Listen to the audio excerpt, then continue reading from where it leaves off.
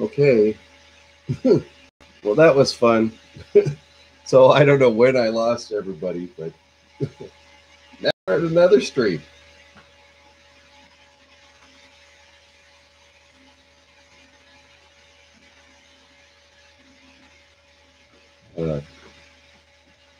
So basically, YouTube froze up. I don't know if it was because I was moving the camera around too much, or Comcast is just everybody's home on vacation and watching Hulu. Whatever. So we had a couple jams, but right now the extrusions are coming out extremely good. I'll move you guys up. Maybe it'll focus in on that ish.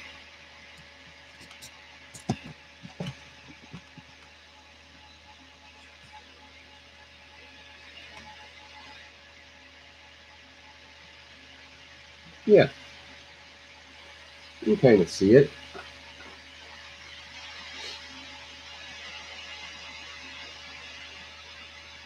So you can see the striping of the two colors in there.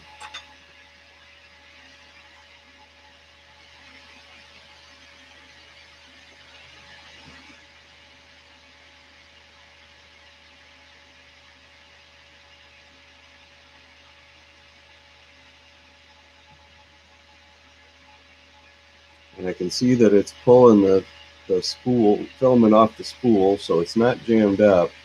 Although it is kind of, a little too close or something there, but that's okay. We'll cover that up with a second layer. We're going to do 3 bottom layers on the bottom of this, and it ends up turning out pretty nice. And once it gets to the 3rd bottom layer, we'll go into base mode.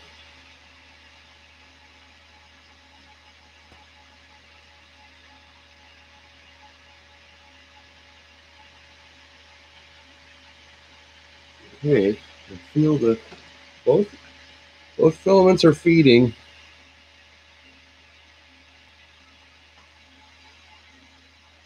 I may be going to bump the temperature up just a hair. We'll go up to 203.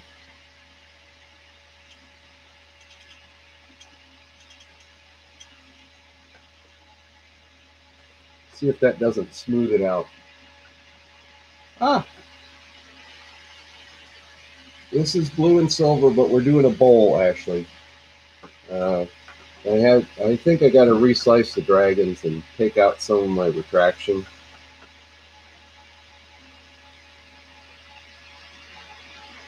But so far, I had a couple restarts. Oh yeah, we brought the temperature up. I'm at 200 now. That's looking better. Not doing this little pilling thing quite as much. It's laying down a better layer.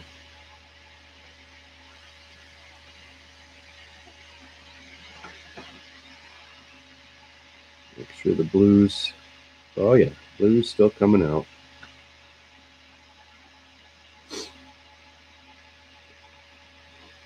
Yeah, it's PLA, so it's a Prusa silver and a Hatchbox dark blue, or may not be Hatchbox. I don't know. Some Argos, ARGOS, PLA blue.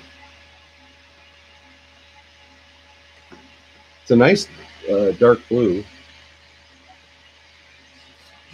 Show you the spools. Yeah. So that dark blue and the silver. Here's the silver.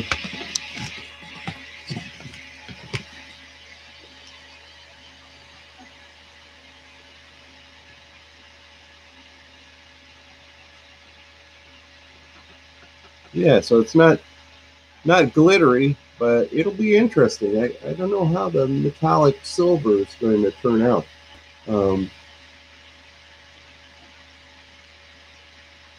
like I said, the toothpasting, because the layers come out, well, the extrusion comes out. So if you look at the extruded filament, it would be blue on one side and then silver on the other side, because of the way it goes in and comes out the single nozzle.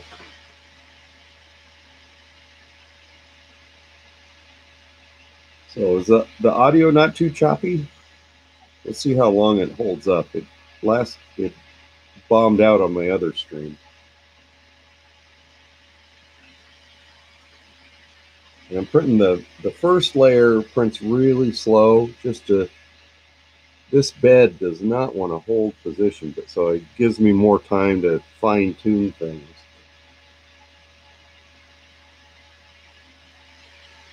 Good. So yeah, I went down to, well, Office Depot was closed, but Target had a 30-foot Cat 5 cable. Yay! Yeah, I watched the video from last night's stream. Oh, that was horrible.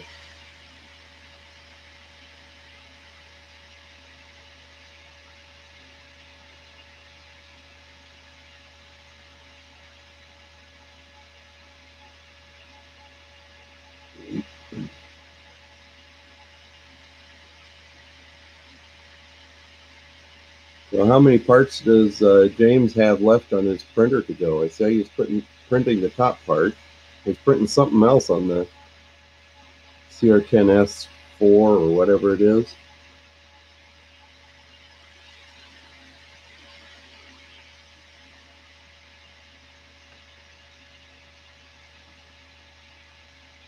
Oh yeah, a little hotter. That's a much nicer looking layers. I could probably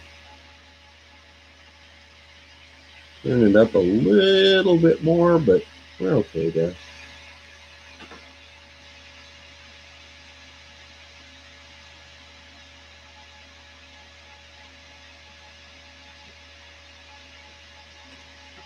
It's interesting because right at the very front edge here, so it like drags the silver out, but then as it reverses, you can see that it's kind of more blue here.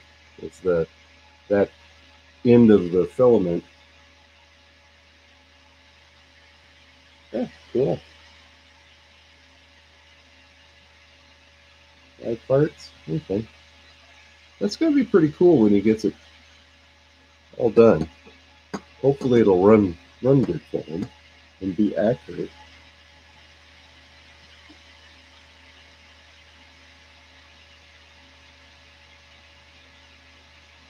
I don't know that there's that many more parts to print on the arcade. Looks like you had pretty much all of it done. You had the button panel, and he did the whole outside case.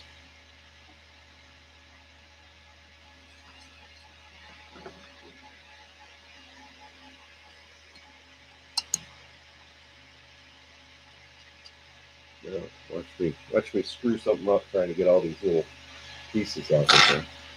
So I was digging around thinking I had some Cat 5 cable, and I found 2 of these. They're old Radio Shack alphanumeric keyboards from a TI-99 4A. Make a good little Arduino project. It's got the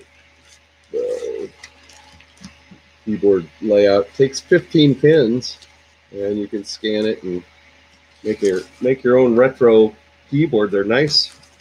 These are the nice chunky keys with really good tactile feedback. I don't know what I was going to do with them.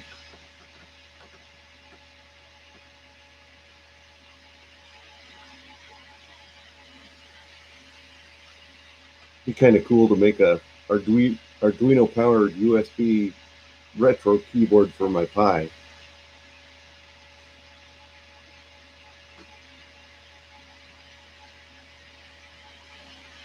I used to work at Radio Shack eons and eons ago.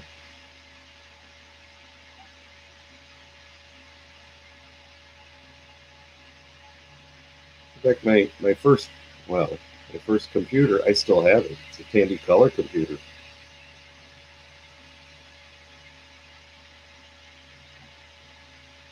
Haven't fired it up in years. I wonder if it still works. Of course, what am I going to hook it to? Nobody has a CRT anymore. And it doesn't do, it's just composite video out. So.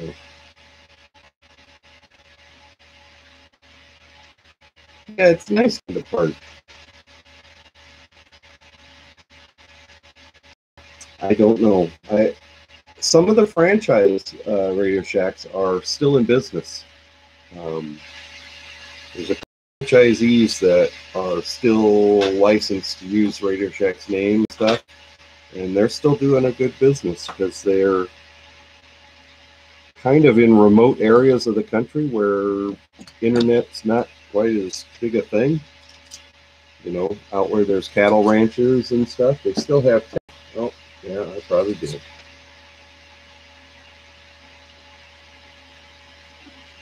Yeah, the franchises are still around. But there's out in the countryside where there's cattle ranches and stuff, they still have tech that they need repaired and may not have internet connections.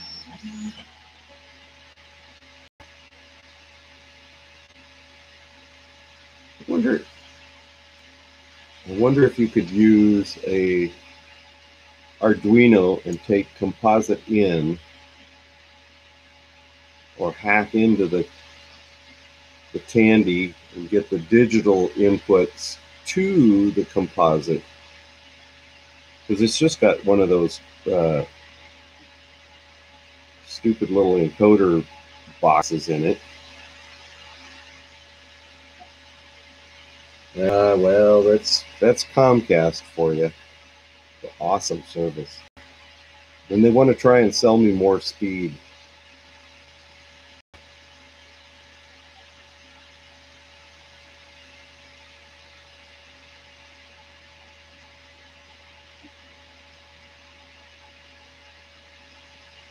Which means more money for them.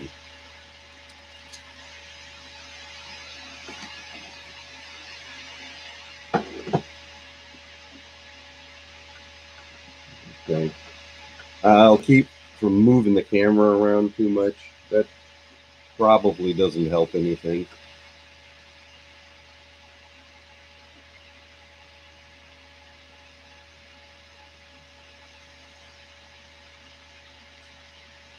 Yeah, exactly. I mean, you could feed the output into an Arduino or a Pi and have it decode it and display on HDMI. I'm sure somebody's got a composite to HDMI converter thingy-mabob.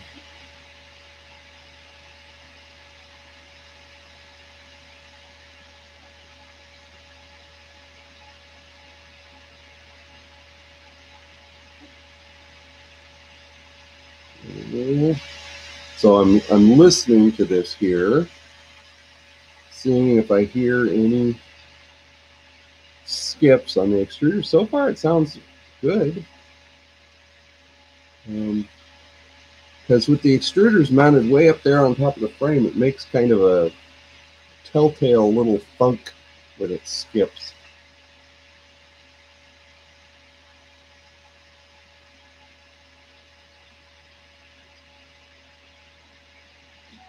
Ooh, boy. Here we go. Is the end of that little bit.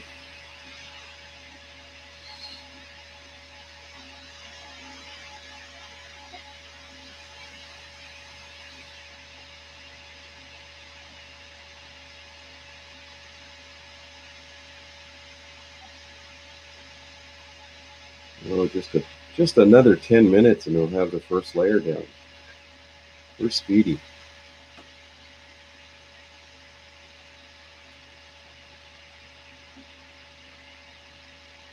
Yeah, so the first layer just prints at about 15 millimeters a second, just to make sure it gets squished down.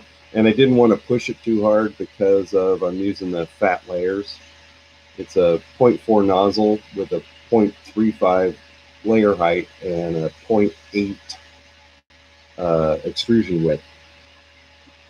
So that's quite a bit of plastic. But once the first layer goes down, it'll go up to 40 millimeters a second, except for the top layers and the external perimeters. And so because it's a vase mode, I think it's all one external perimeter. It'll probably be at 20 millimeters a second. This goes pretty fast.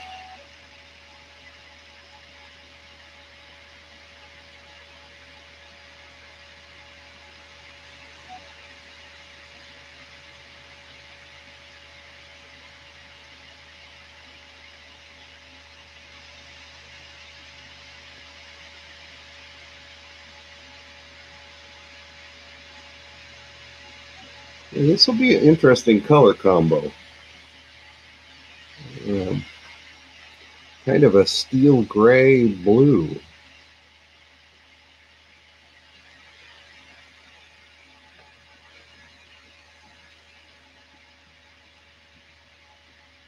Hey, James. How's it going? I thought you were going to sleep.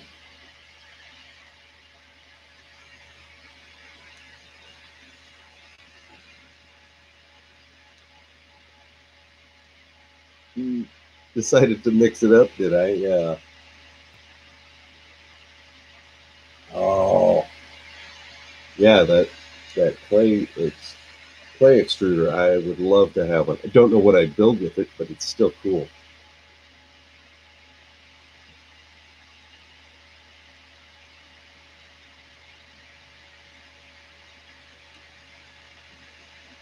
Well, I tried streaming last night, James, from this thing, but it was on Wi-Fi. It's not much better since I hooked it up to a Cat 5.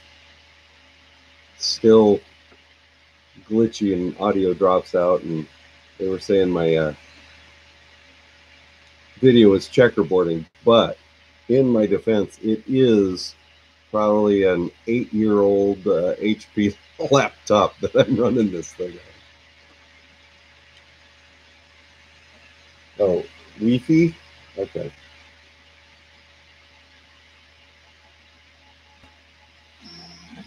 Yeah, I thought the Wi-Fi was who makes me dinner.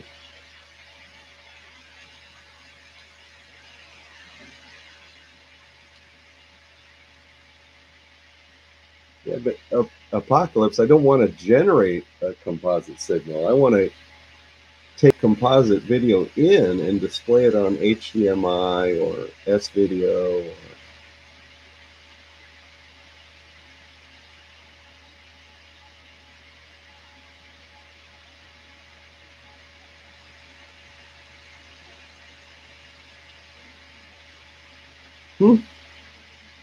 I am streaming and printing and talking with James and Ashley and Apocalypse.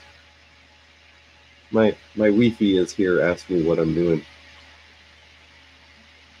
You are? Okay.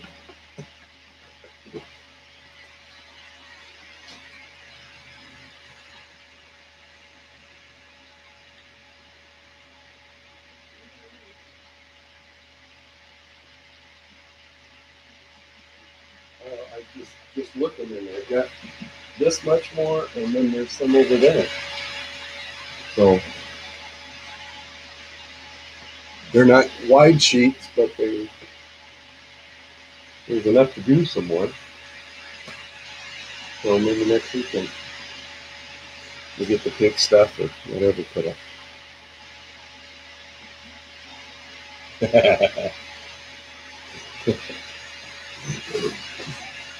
It's Jan, by the way. She's heading for bed. I'm gonna stay up for a while because I'm swing shifty, so I probably won't go to bed till midnight or 1.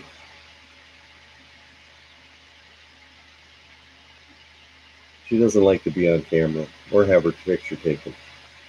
I don't know why. I think she's cute.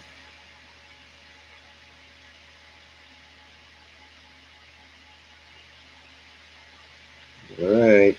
Good. Only 30 or 40 more passes and we'll be up to layer number 2. Woohoo! This is thrilling stuff. Same way. Well, me too.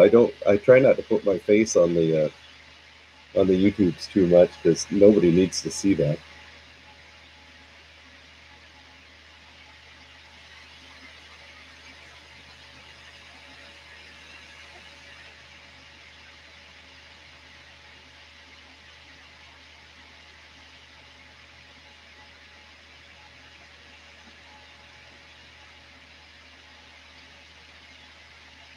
All right, get ready for the video to go all checkerboardy when the thing actually starts moving with some speed.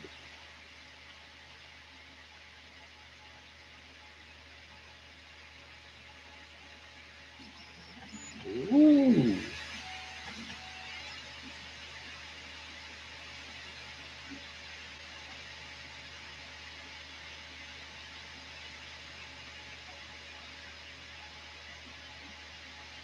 So yeah, what I found helped a lot with the stringing, is I think I showed this last night.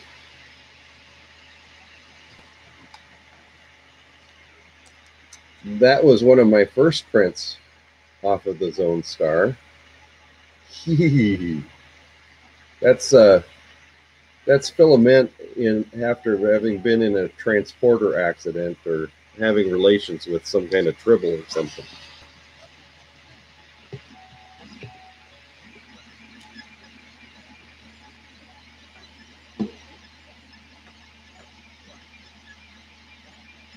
All right.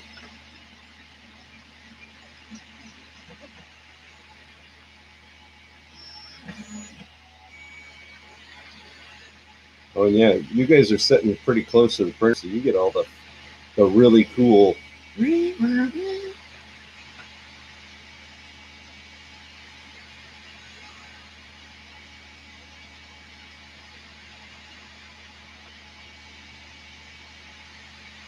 It's other than the stupid fan on the power supply, this is an amazingly quiet printer.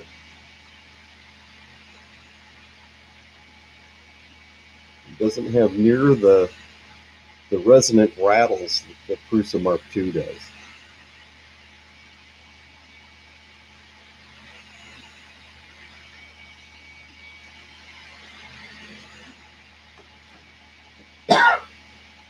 Excuse me. Oh yeah. Now the stripiness is showing up really good. You'd think it would be the same either way, because it's 45 degrees to the way the nozzles are oriented, but it doesn't seem to be. It's kind of weird that way.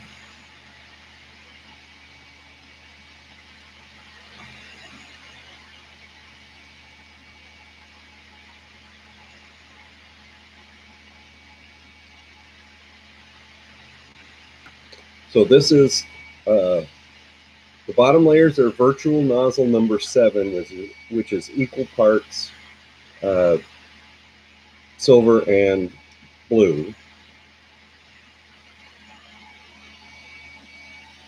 Ooh, you guys jamming. I see a glob in the silver.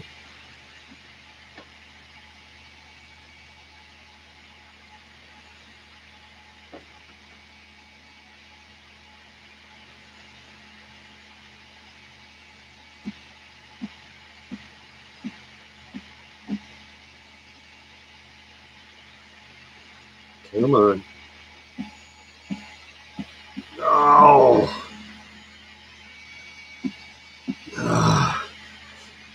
Right.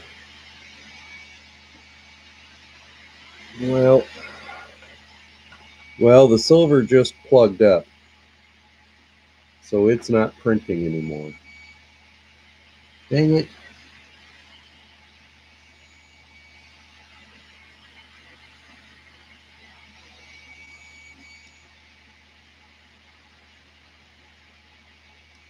Yeah, there's a glob.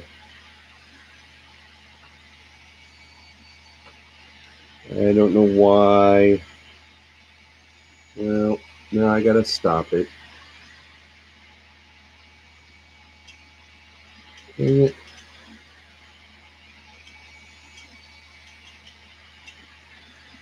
Makes it for such an exciting stream. Now I know how James felt when the thing kept peeling up off of his build plate.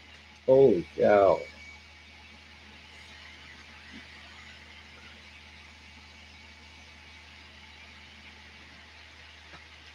Yeah.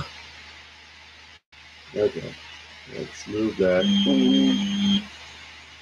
Set that. Set that. Pick that up.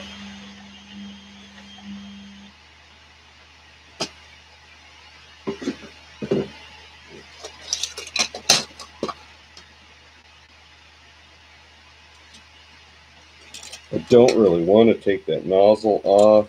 It's a pain. It's a huge, huge pain.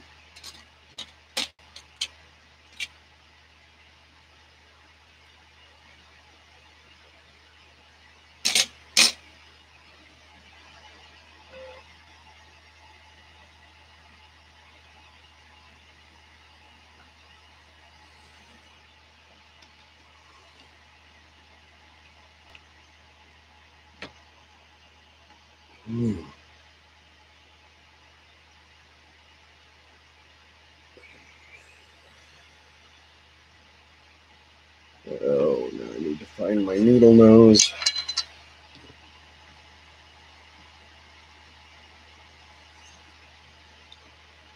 So it's probably a partial plug in there from the other day.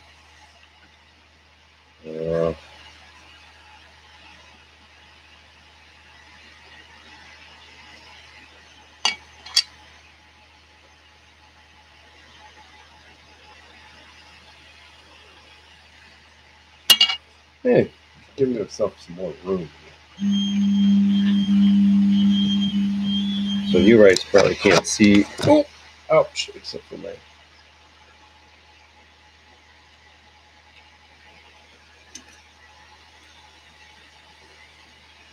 dirty fingernails.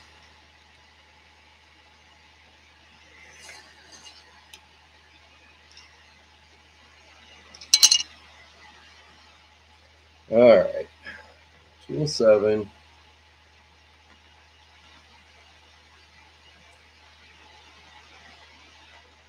Purge me some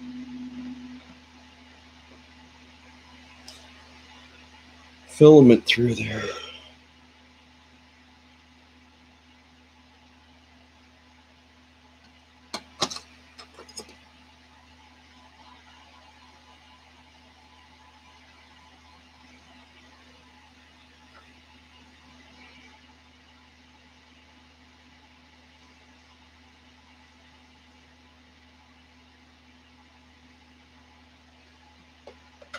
Oh boy. Yeah, I gotta go get my needle nose. Oh. The needle nose are right here, holding the camera down. So let's put the channel locks right there, holding the needle down. And then we'll get my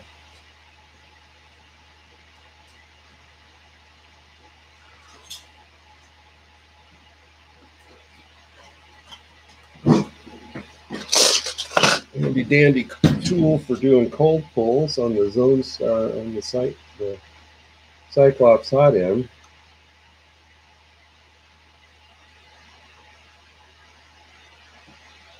So, oops.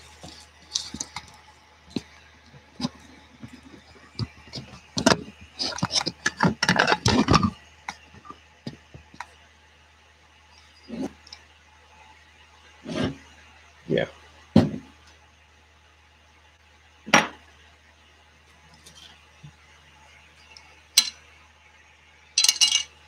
Okay.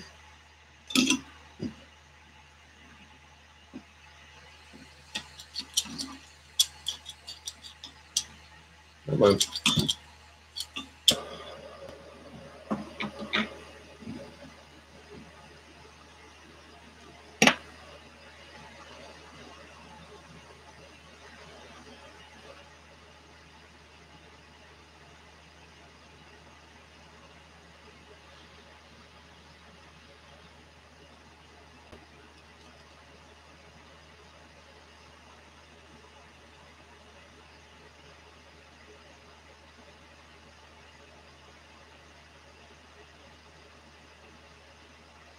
So I want to get it out just hot enough to let me get the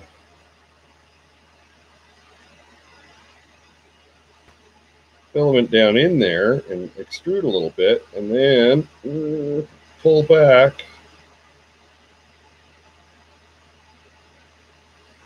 and do a cold pull. And that'll focus.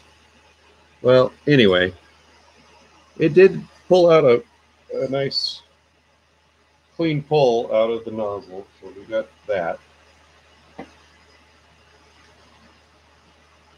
Get off of there. Snip that off. Okay, so at least I know the nozzle's clean.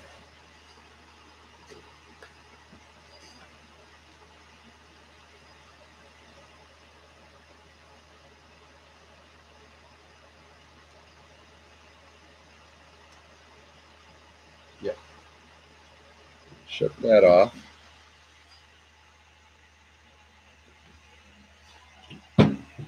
Okay, then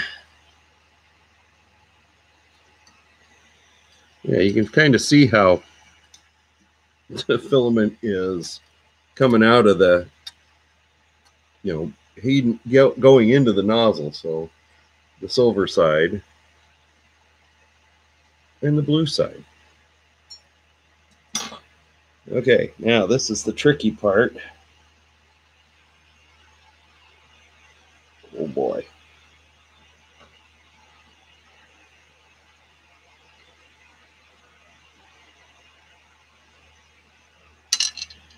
Hey, get it threaded in there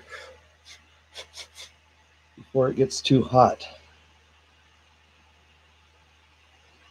because the heater block is hot. Come on, thread in, thread in. Yes. Okay. Whew. So glad when that works out.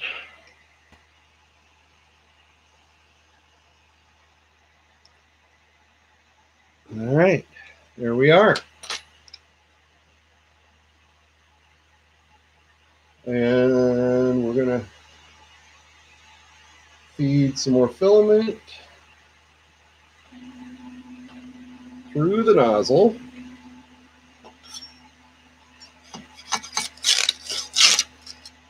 Whoop. Hey, yeah. So kind of messy on the bottom side.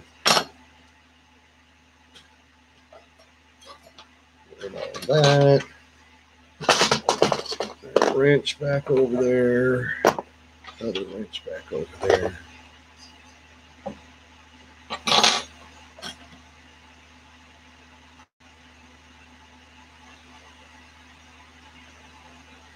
Okay.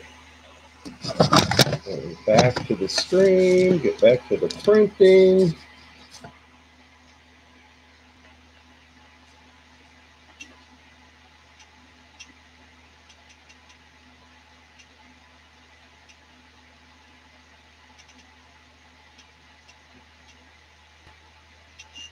Okay.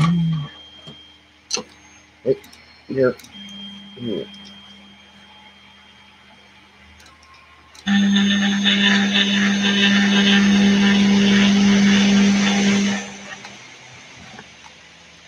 Oops.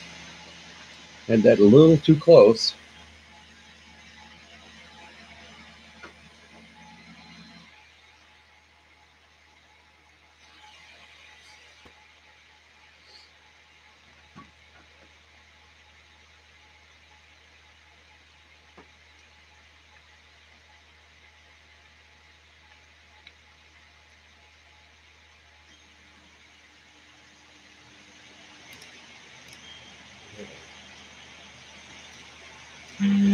Pump the extruder temp up.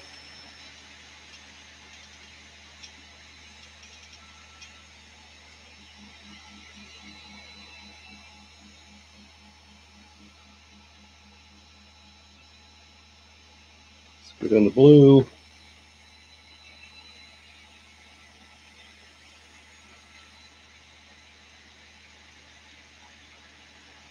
Let's get on the silver.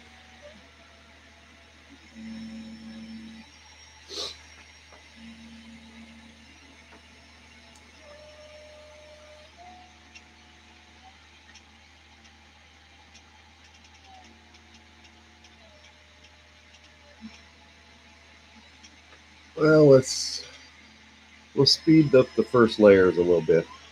I think it'll handle it.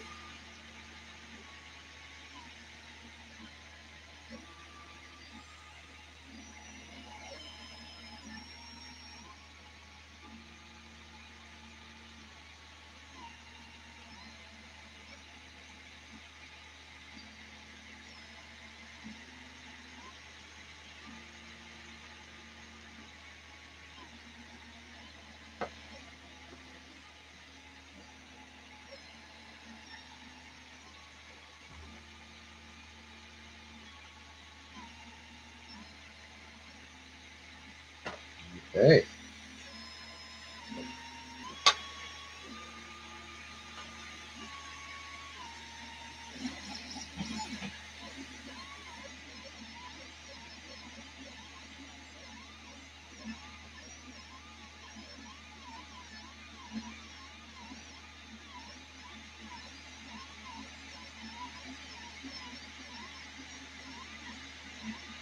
There we go. We're at 153% speed on the first layers.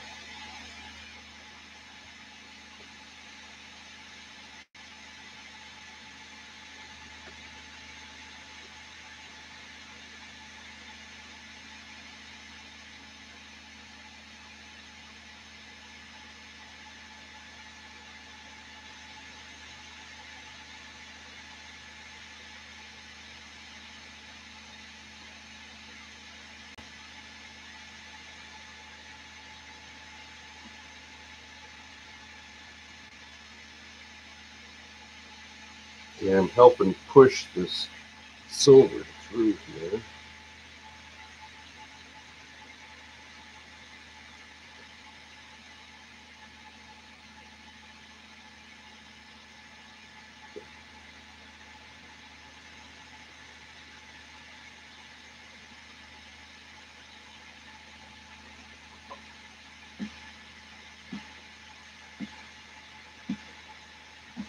Yeah. Why you got to do me like that? Okay.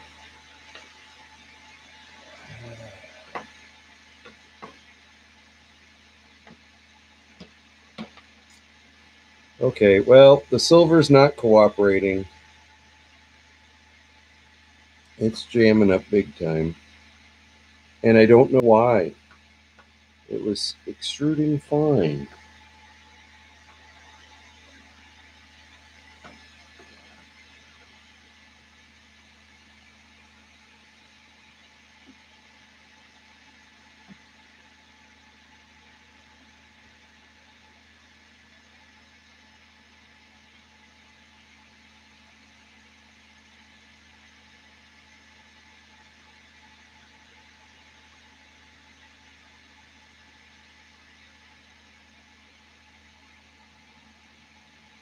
It will go if I help it a little bit.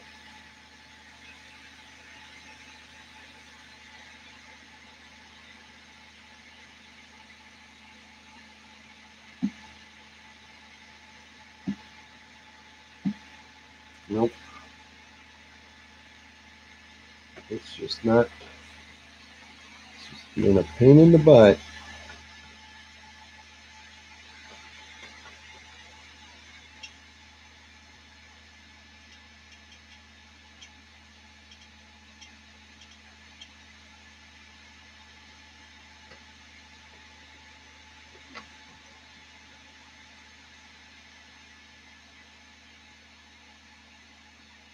Hey, Mad Mike.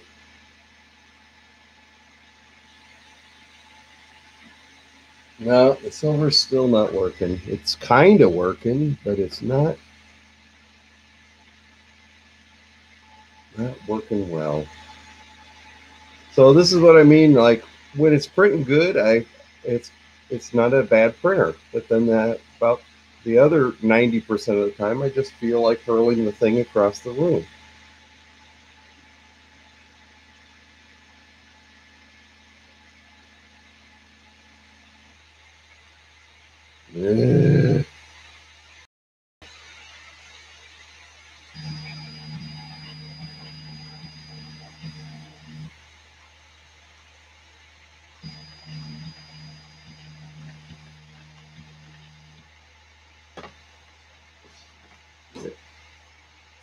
Pull this out. Get rid of the whole section that is all chewed to kingdom come.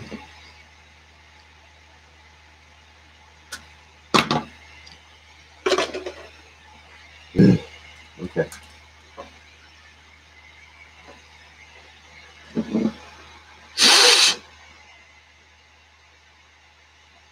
It's not because there's too much junk on the extruder gear.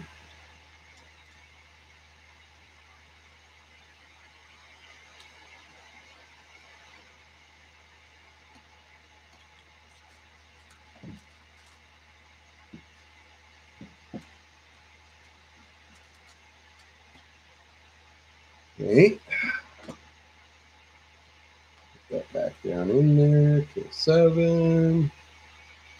Extrude me some extrude.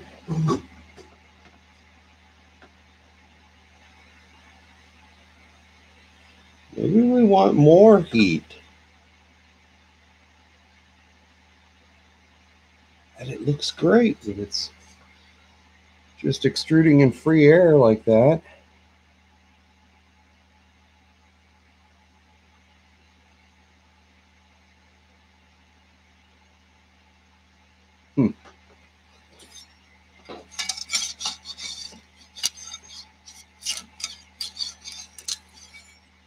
The layers do look a little squashed, and that the back pressure does make a huge difference.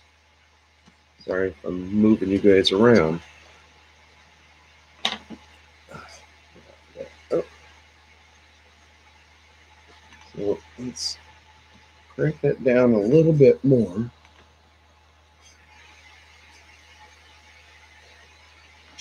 And let's try printing it one more time.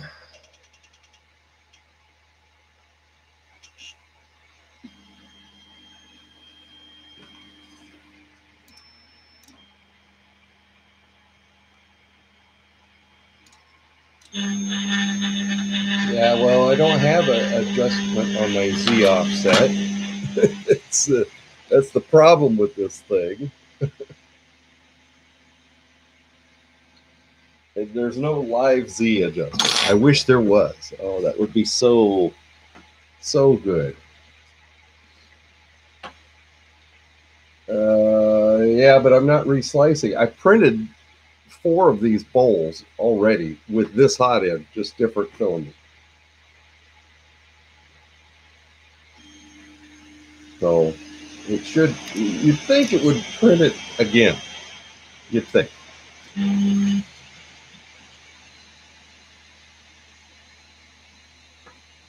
Okay. We are ripping. Okay, now that looks okay. Down a little more on that side.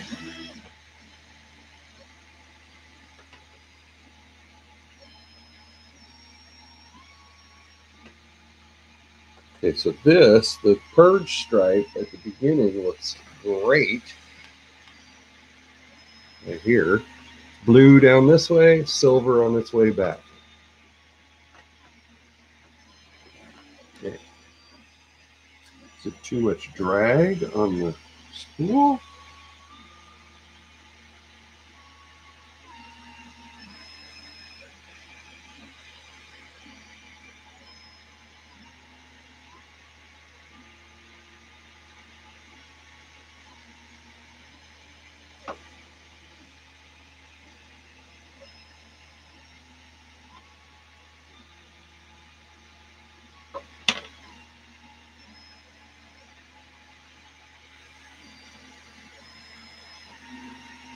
Oh. Ah, I see what it is. Okay. So it's my bearing on my extruder.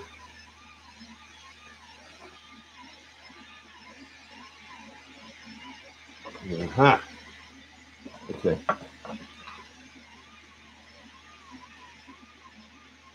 Get you too tight.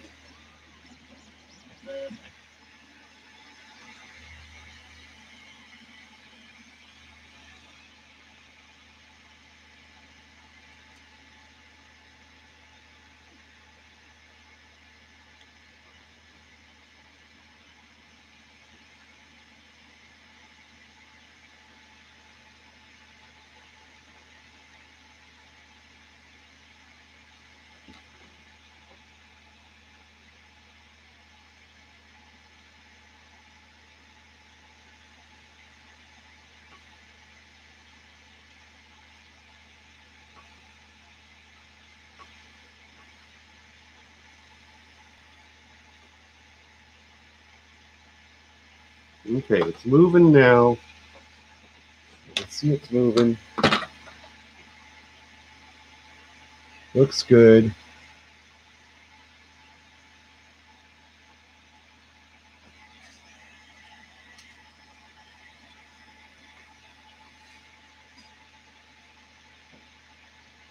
There we go.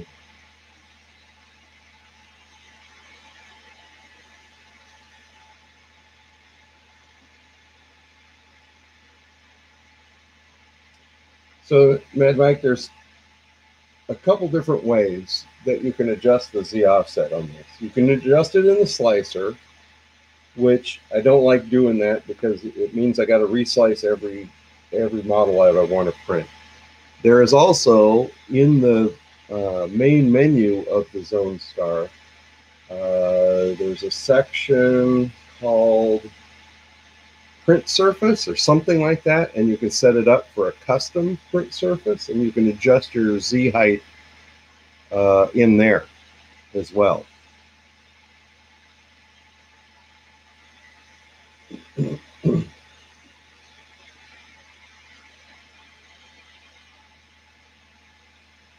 And I have done that.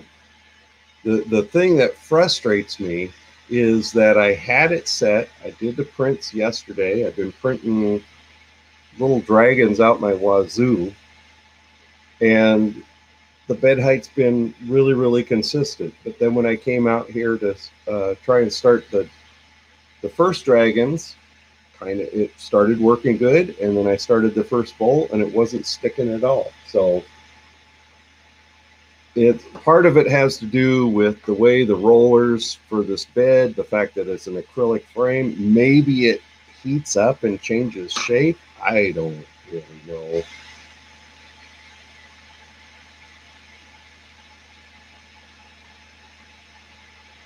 But something on the printer is moving, and it's not being consistent in its Z height. And I haven't bashed this. I mean, that was the problem before, is the X rail was 2 millimeters out of square and really, really loose. I mean, you could push on it and it would take a set, and then you'd lift on it and it'd take a set up the other way. It was horrible.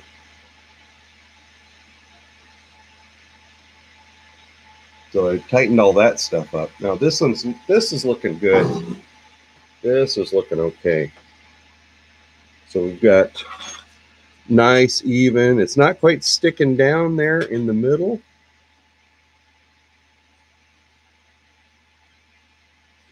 But that's okay if I'm getting enough adhesion the rest of the way around. That'll be all right. It may have a little lumpy bottom, but as long as it doesn't come loose from the build plate, it'll be fine.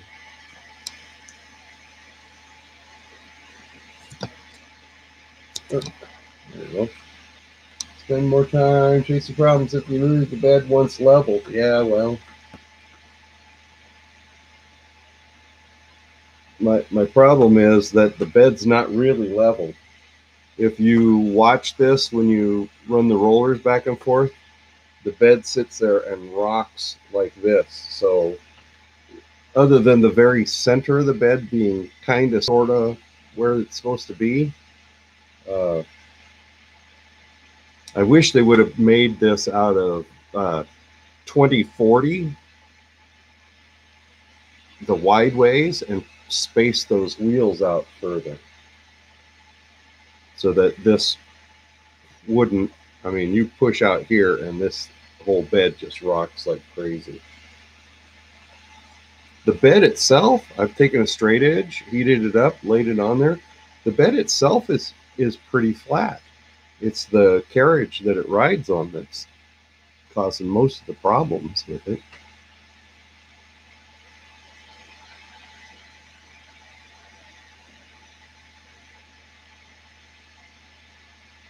So that's why I was considering keep this frame, keep the uprights and the horizontal frame, but build an aluminum plate to replace this acrylic frame, and then put an aluminum subframe under here and just run smooth rods instead of the wheels. The wheels are nice, but they're only 20 millimeters apart, you know, and that's 200 millimeters of bed surface.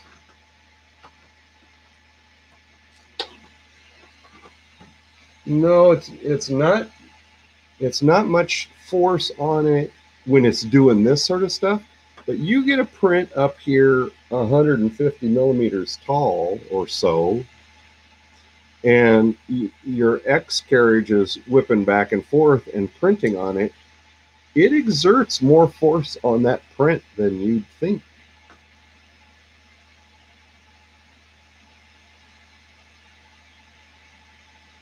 And any amount of little wobble on there, you know, that's what, you know, you can see how tall filament is, and this, his face shield should be totally smooth, and there's a it starts getting more and more wobbly the higher he gets.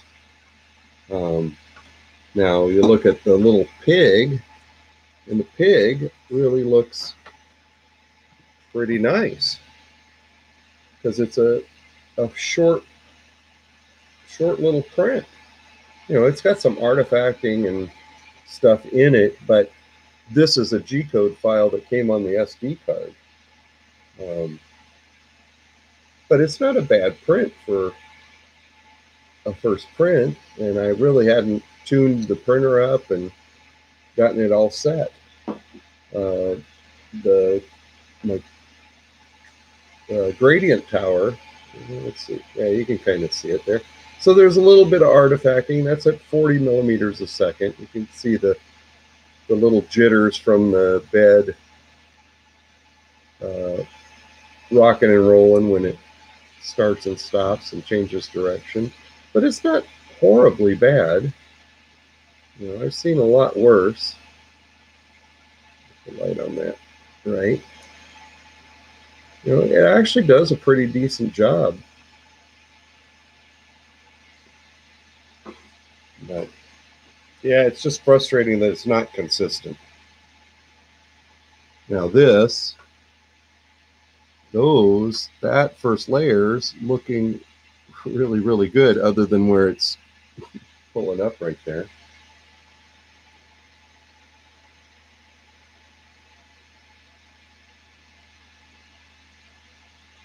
Yeah, I like the color blending too. That's why I got this printer.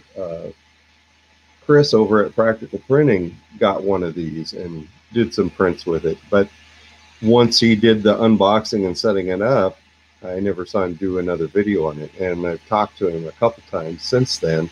And basically, he broke it.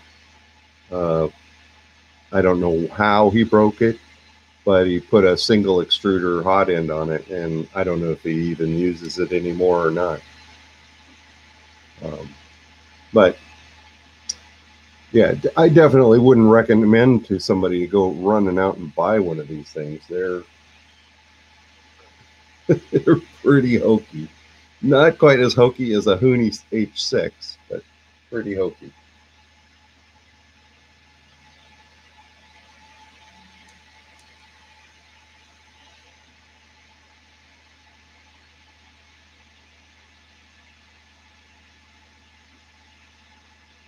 Yeah, I think it'll stay down. I wonder if the second layer is going to clear that. It's just going to be a little lumpy and weird looking from the underside. That's kind of pulling up right there.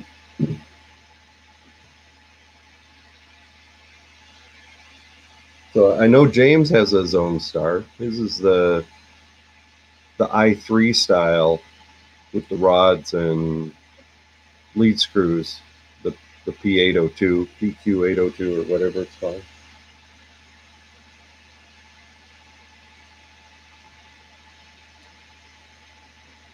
Right, and M3D. Now I've had an M3D printer before, and they've got a Kickstarter going on their Quad Fusion hot end. So it's going to take 4 filaments and basically do what this E3D Cyclops does.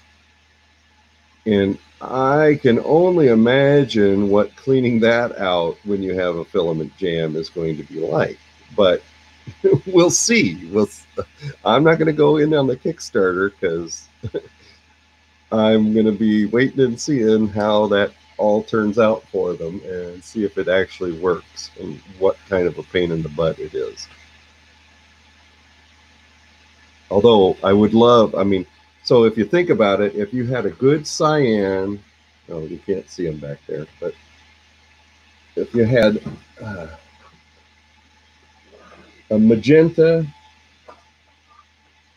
let's see, yeah, magenta, yellow, and a nice cyan that was in the same temperature color range as your process yellow and your process magenta. And instead of, so CMYK is the standard printing for offset printing. So you have cyan, magenta, yellow, and K is for black.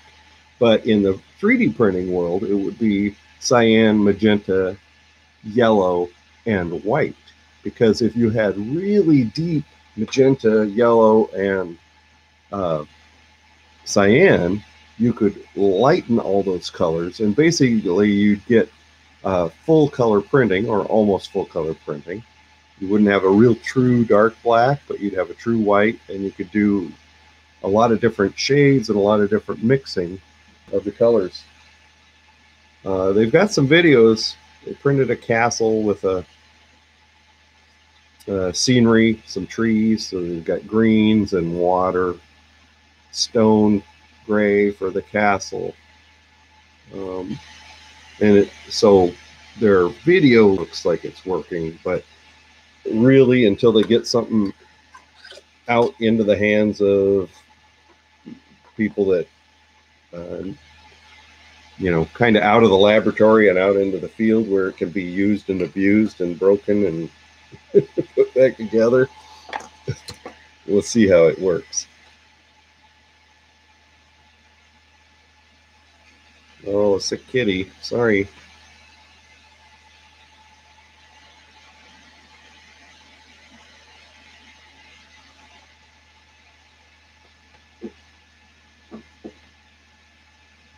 So yeah, I don't think this will take the place of my the multi-material Mark II or whatever version 2, but it is interesting an interesting hot end to play around with and waste a bunch of time in filament with.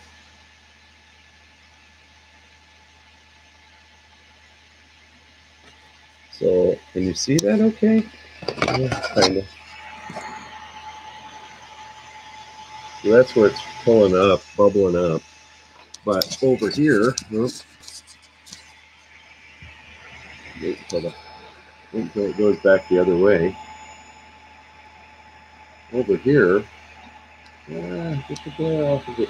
Yeah, that looks really smooth and nice and even.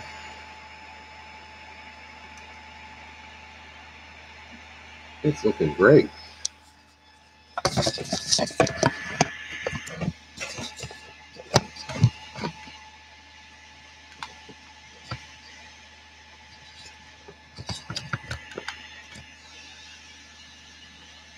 Yeah.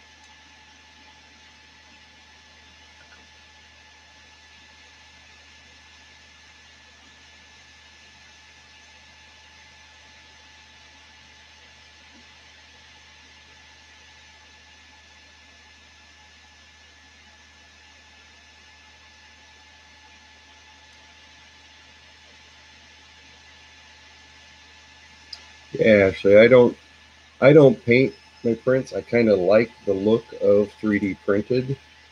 Um, I'm not, I wasn't intending on doing a whole bunch of dual extrusion stuff like this, where it's two colors, but the color blending, that is pretty neat.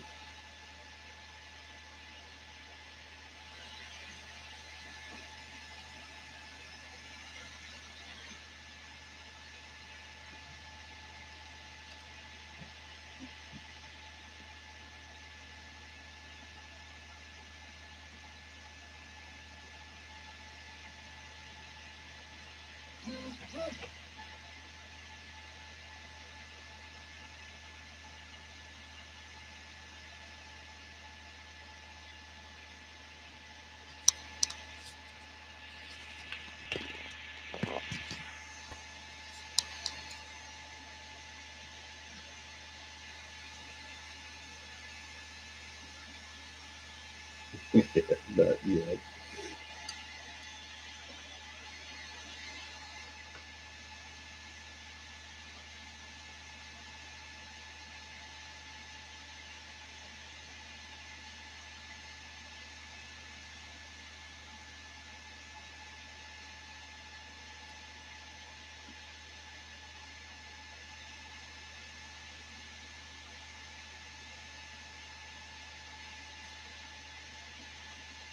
Yeah, we've got a leapfrog. The dual extrusion sounds really cool. We've got a leapfrog at work. And if I was going to have dual extrusion, I would want it like the VCN 3D Sigma, independent dual extruders, separate heads that can move independently. Because when you have two extruders tied to the same carriage, you lose whatever the spacing is between those extruders from your print surface if you do a dual color print. So like on this, I said it was 17 millimeters between centers of these inlets. So out of my 215 millimeter print area, I'd lose 17 millimeters for any dual color print that I do. So that is the drawback with that.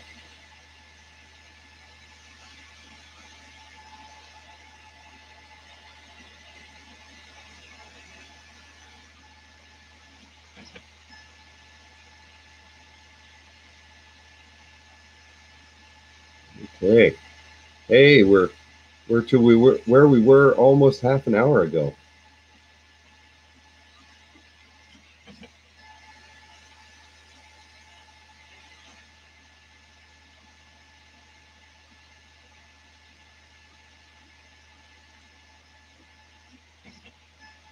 So the jumping in Z is called Z hop, and basically it doesn't need it for this print, but I have it in my slicing profile. And what it does is it moves up 1 millimeter every time it retracts or changes layer or makes a rapid movement around the part. Basically, just to keep from running into things and knocking stuff over.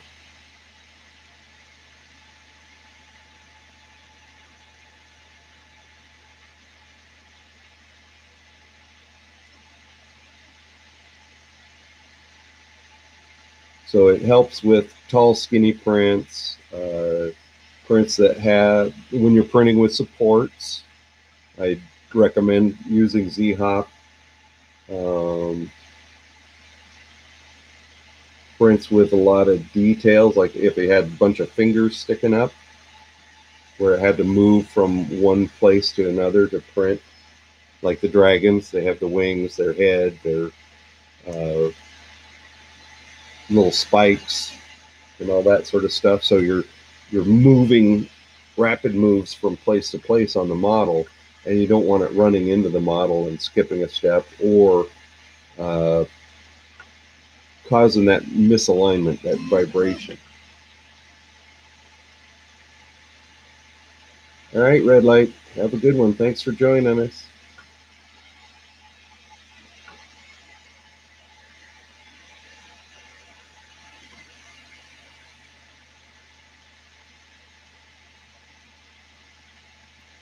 Okay, coming up, I'm going to reduce my multiplier, the speed multiplier, back down to normal speed.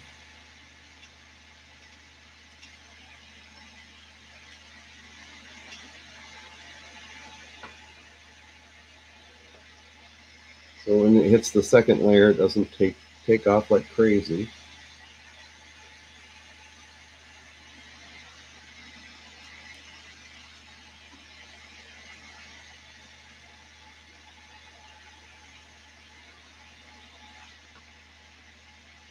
So far, I won't say anything. So far, it's extruding good. I put the curse on it.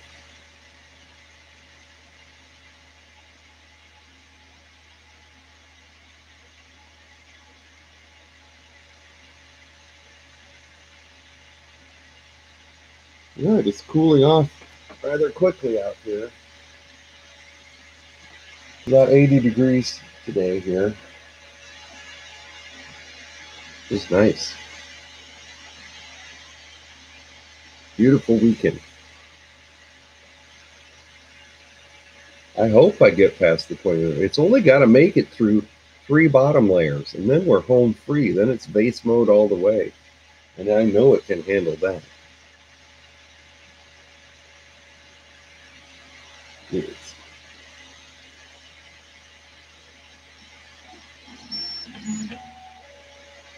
only sometimes during these retraction things,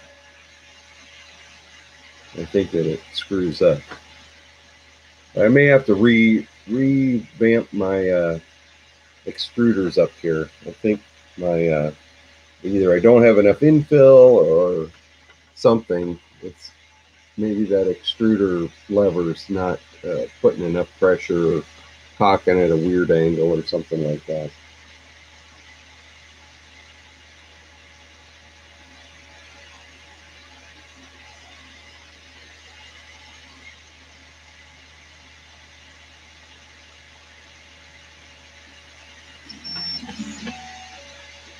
Okay.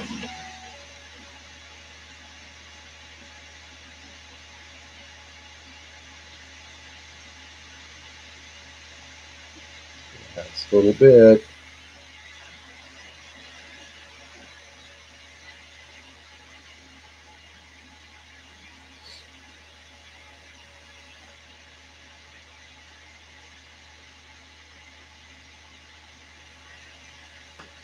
I don't know, how many times did James have to restart that first frame piece and had to rebuild the hot end on his printer?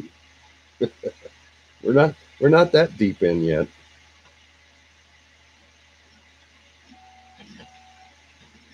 Okay, layer number 2.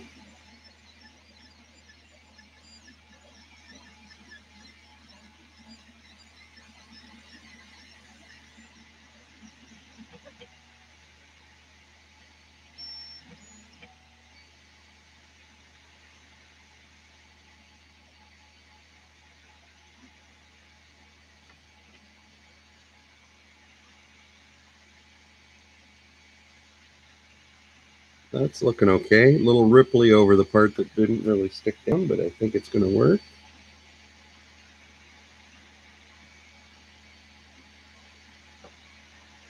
Good looking extrusion. Nice even stripies.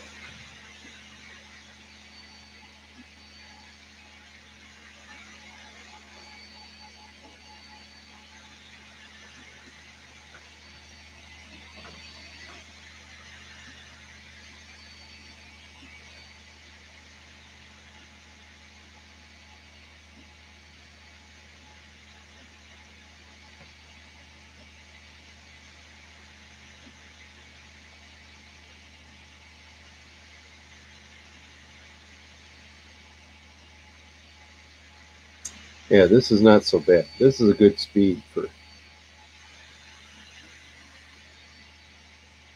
infill or bottom layers or whatever you want to call it.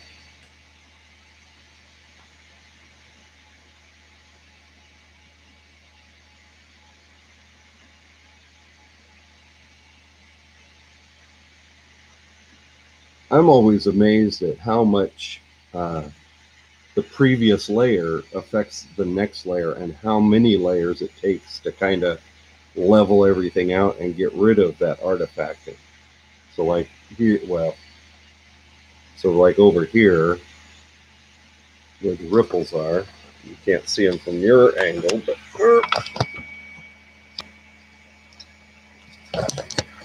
right there, come on, see the wrinkles in it where it didn't quite stick down. And so they'll show through this layer and be kind of into the next layer. Sorry, give you the up the nose shot there with some rearranging stuff.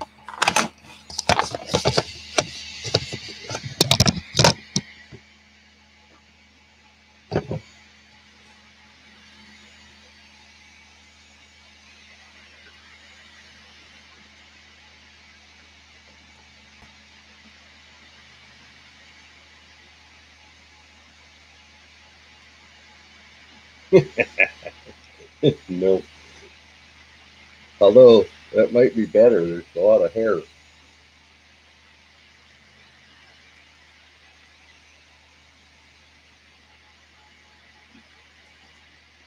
I swear, all the hair that's not growing on top of my head is either in my ears or in my nose.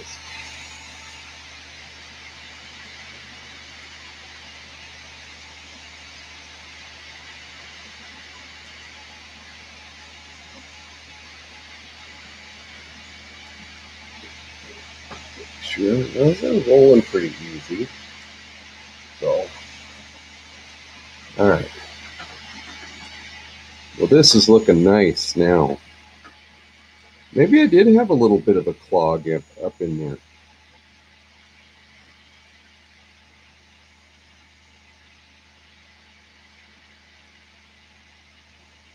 Or not up in there, in the nozzle, because I didn't do a cold pull on it because it's such a pain on this thing.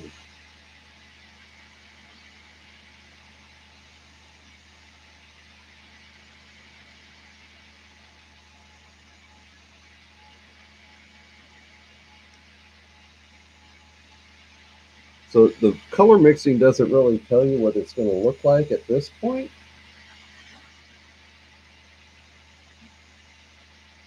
Ah, good. Sick kitty's good.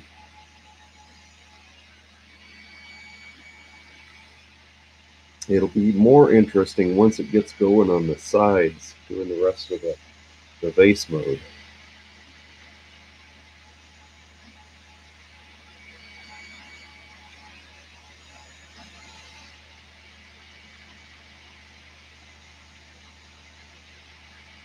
Hopefully Sick Kitty just ate a bird or a mouse that wasn't agreeing with him.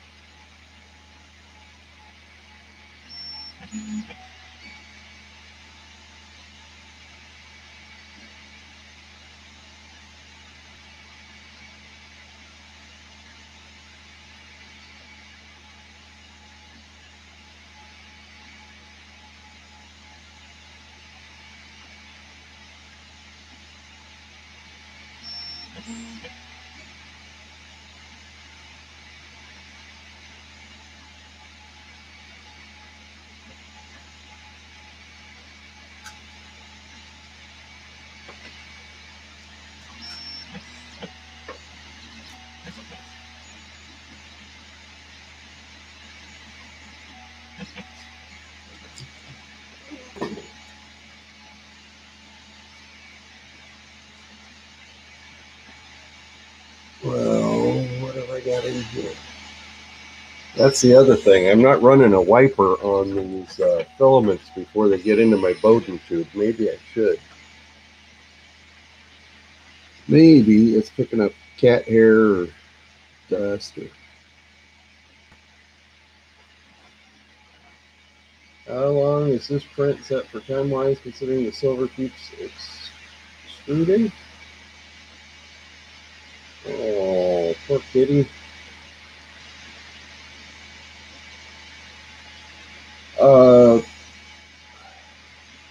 I want to say this will take probably about an hour and a half, maybe 2 hours. It shouldn't be a horribly long print once it gets onto the base part. It's done with all these top layers.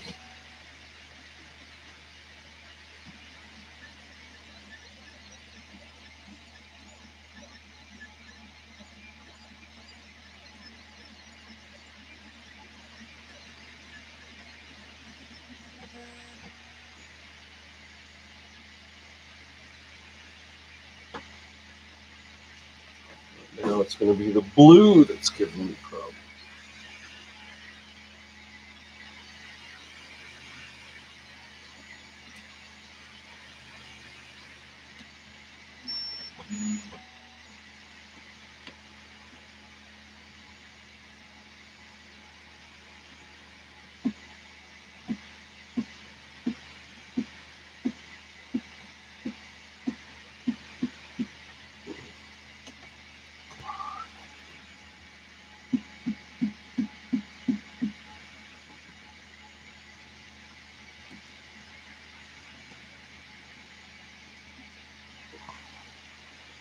Come on.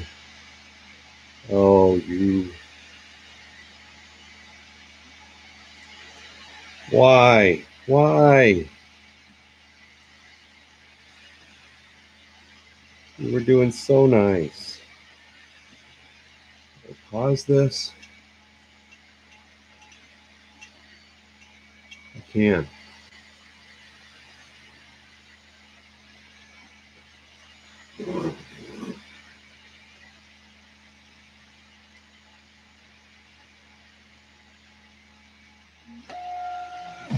Okay.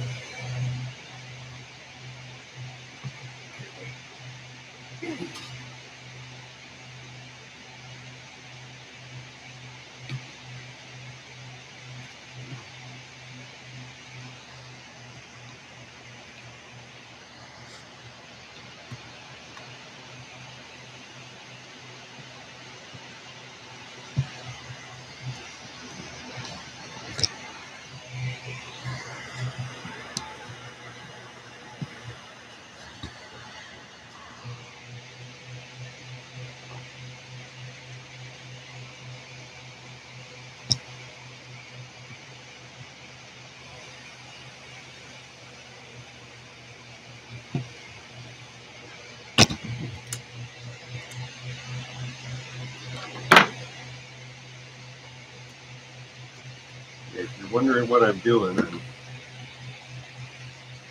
trimming out the chewed up filament.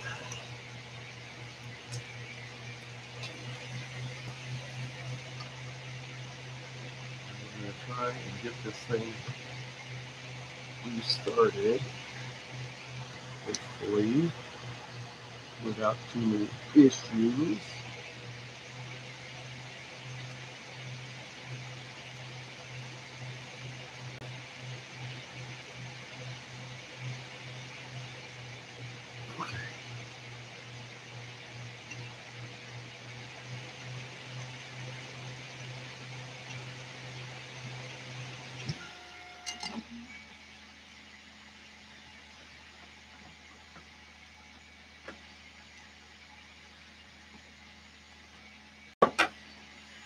Hopefully. Come on, blue. Start working. I see blue. Yes. Well, it's going to have a little bit of a messed up bottom.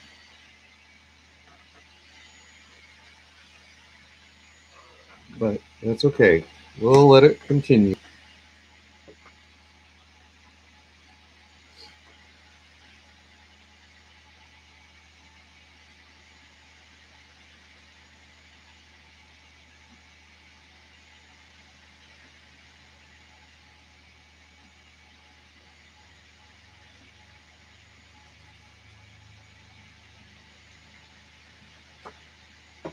Sweet.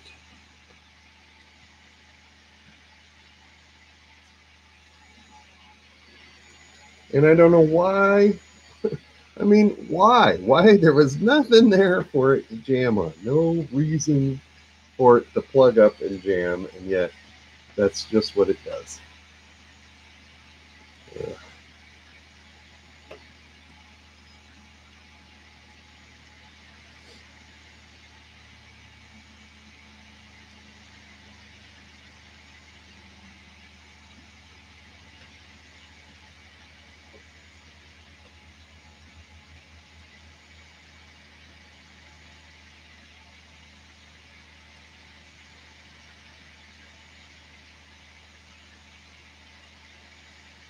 Yeah. No, it's Zone Star's law.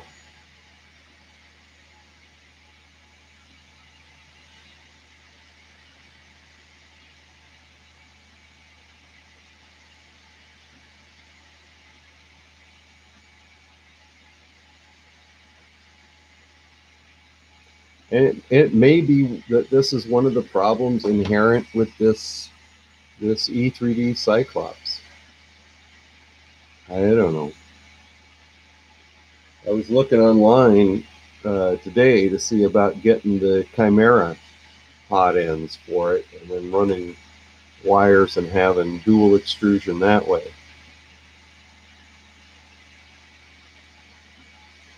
But that's another big time suck. But if I got my MMU V2, I would be wasting time doing that instead of this.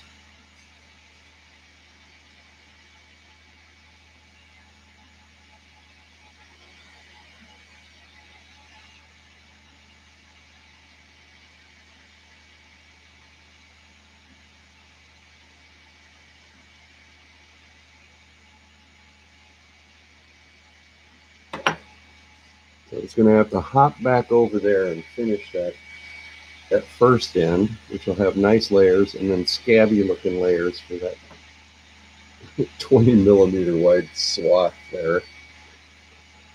That's awesome.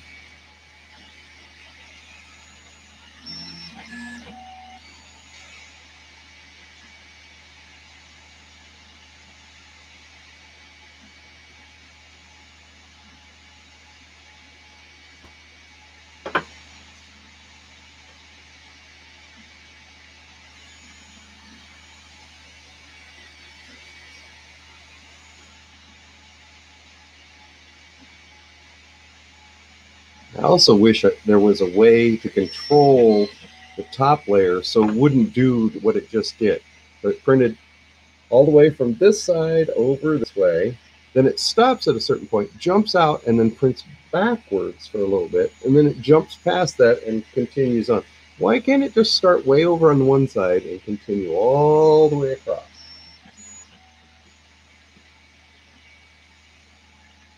Give nice consistent coloration to the top layers. I know most of the time it doesn't matter, but even on a single color print, that changing directions that you're printing gives a kind of a weird surface finish. Or an inconsistent, I shouldn't say weird, it's an inconsistent surface finish.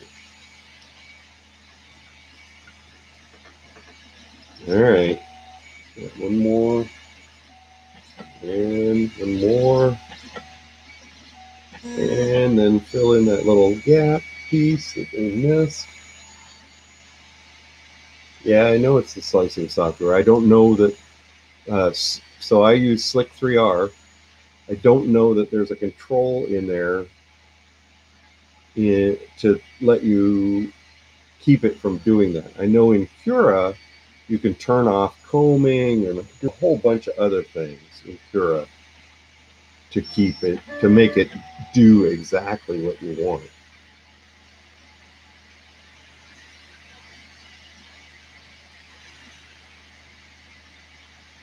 All right, this should be the last top layer. I'm almost certain we're at 1.05, yeah. So our next layer is 1.4.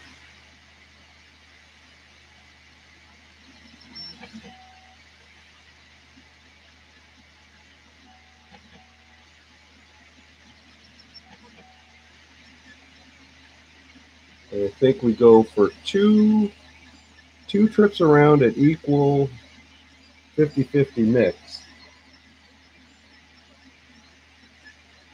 Well, this is vase mode, but it's got to have the, the bottom. It can't print the bottom in vase mode. But now the rest of it's going to be vase mode. So it's going out 1.670, 76, 79, and 2. But it'll make two trips around at 50-50 split. And then it'll start varying. I think it's going to go more towards the silver. Yeah. And then it'll go back from silver to blue, and then back up to silver.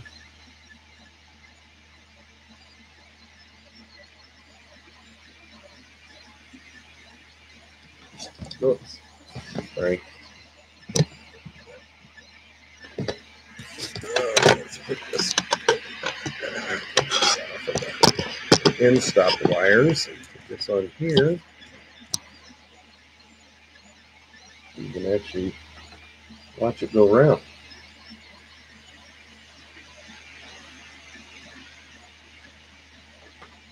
So yeah, the blue is on the camera side.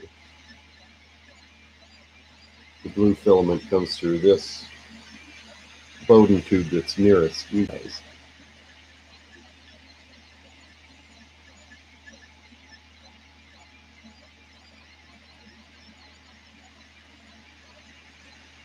Yeah, so we get to silver. And now we should be starting to head back towards blue.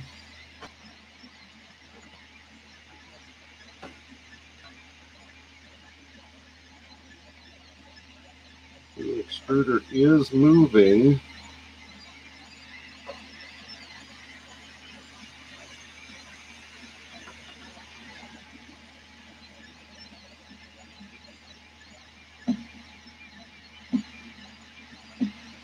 Jamming, of course. So frustrating.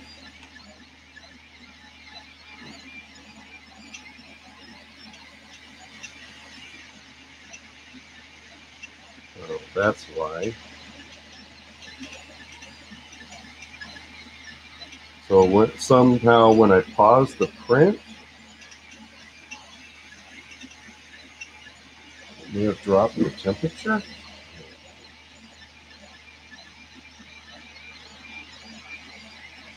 Okay. I gave it an extra blast of blue, which kind of screwed it up there. Oh well.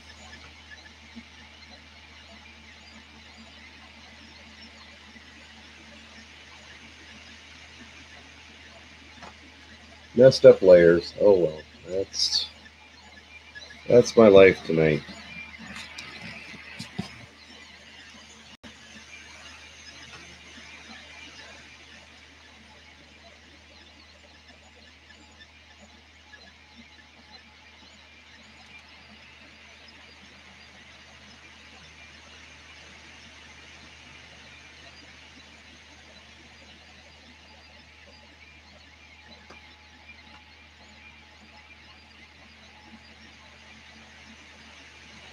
So yeah, now it's going all the way back to blue, and then it'll slowly transition back to silver.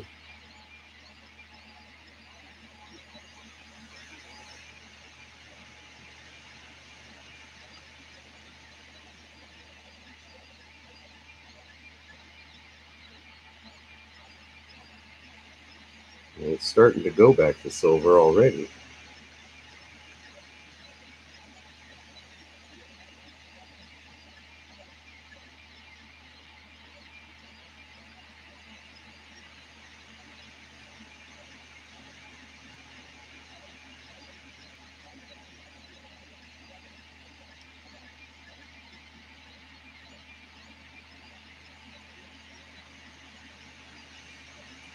And Mad Mike was saying that I should adjust it in the slicer, my Z height.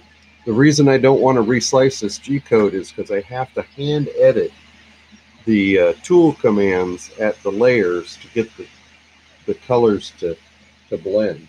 So it's not like it's a huge amount of work, but it's an opportunity to make even more mistakes when every time I go through it and do it.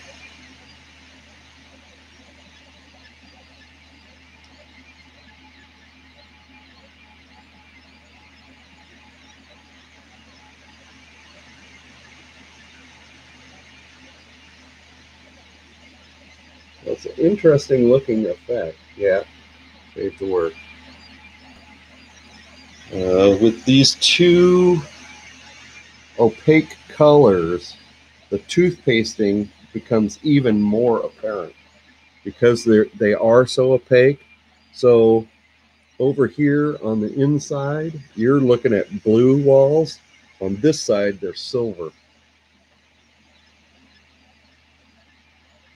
And out here, you're looking at blue. Inside, they're silver.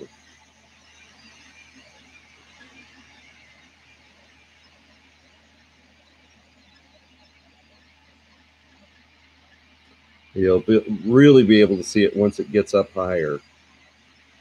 But it's kind of a cool looking effect. I'll show you on the front. So, yeah, looking at it from this angle, the things look mostly silver on this side. And then if you look at it from this angle, way more blue in there.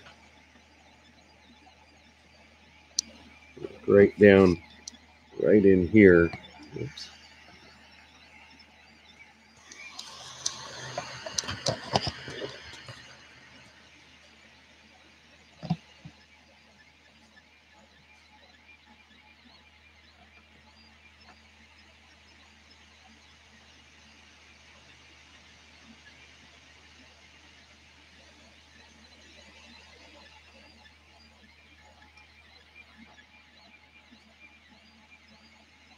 So that was its transition to blue. Now it's going back to silver.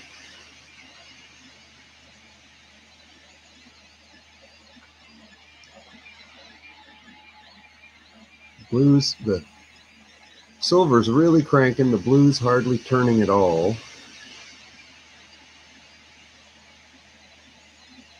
So it's on full silver right now.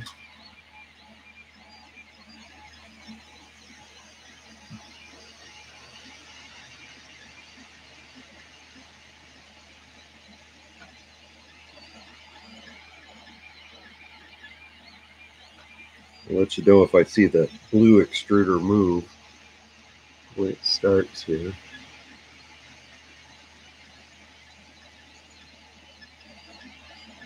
Okay, now we're feeding a little bit of blue back in.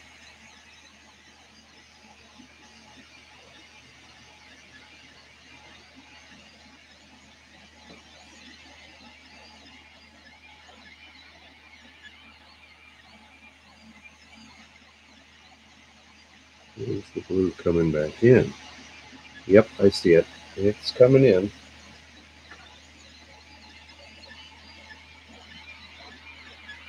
Magic spot where it's equal two spots, two places. Yeah, kind of.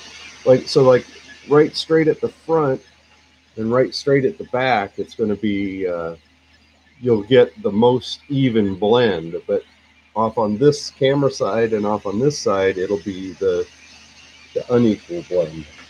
You'll have predominantly silver or predominantly blue. Now, you can mitigate that by using two translucent filaments, because then they have more show through, and it doesn't show that much. They're about 25. Let's bumping this thing.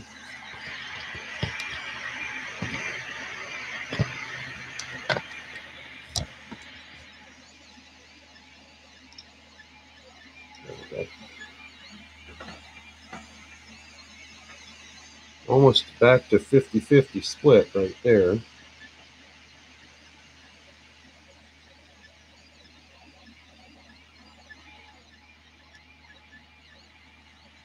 So the first transitions from the first silver to blue, I was doing 2 layers each step, and it's 11 steps to get from one to the other. From the blue back to silver was 4 steps each layer, 4 layers. And then this, from this blue back to silver again, once it gets all the way to blue, it'll go back to silver again, and it'll do 6 steps and then 8 steps. So each one gets spaced out further and further.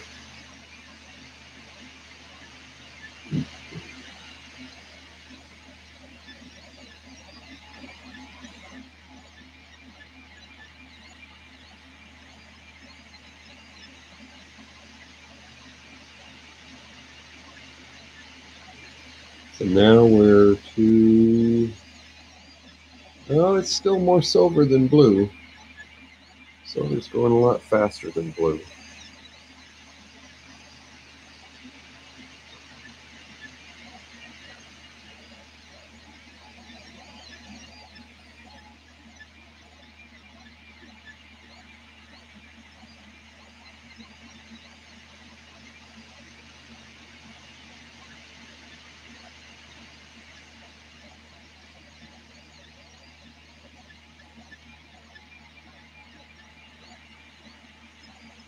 Would have been a cool looking bowl had it not messed up.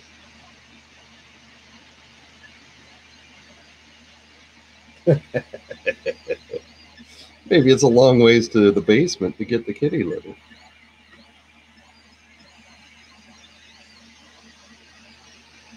Okay, now we're more blue than silver.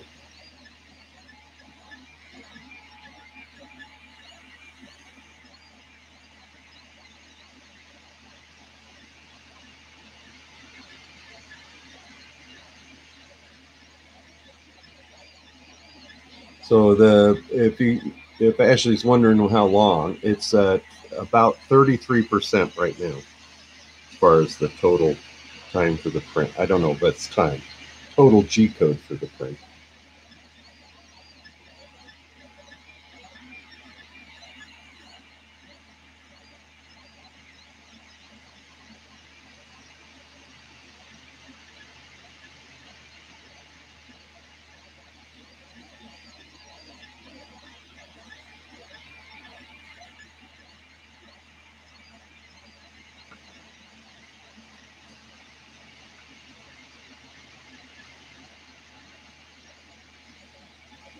Yeah, it's kind of an interesting look from the side. You can see a little bit of blue, but mostly silver.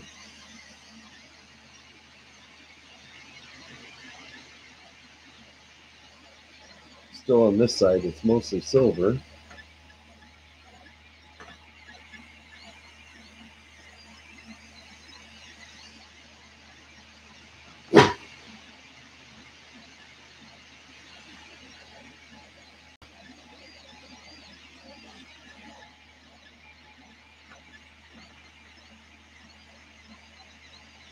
So now we're about 3/4 blue to 1/4, or a little less silver. That's should be full on blue here in just a couple more laps.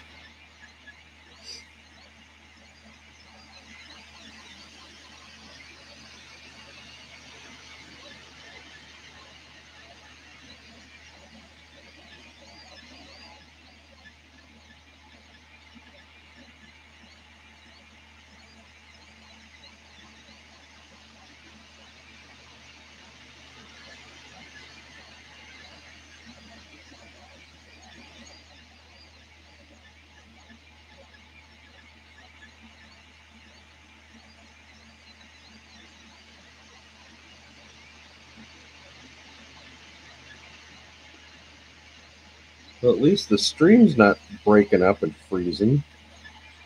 Guess everybody turned off their Hulu and went to bed.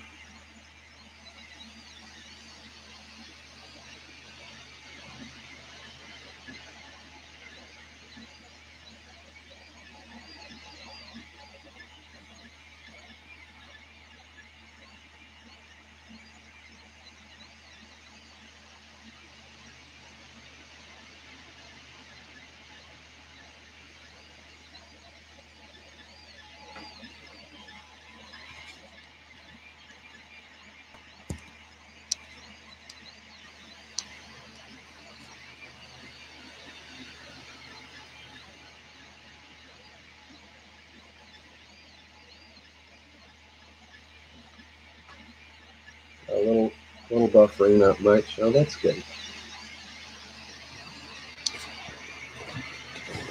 A little bit more.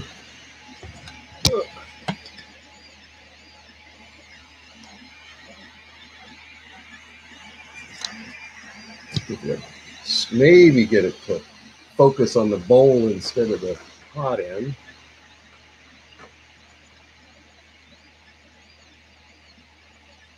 Okay, now we should be on.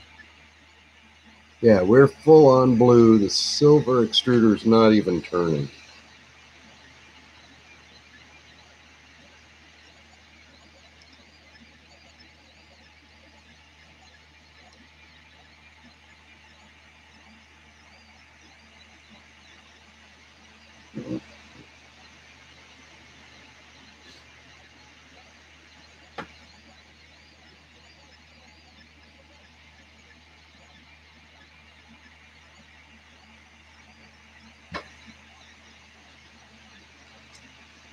Got an alert from Jimmy Shaw's Tidbits pop up over my screen.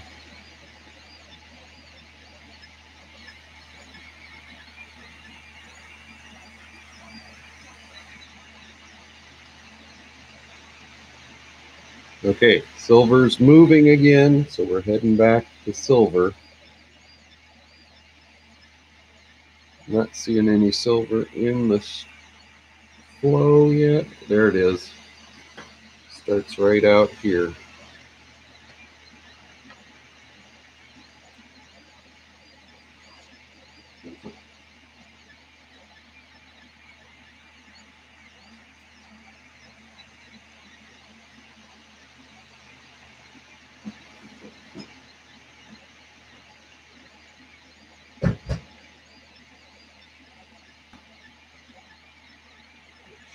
Shut the door so I don't get a bunch of plugs in here with all the lights on.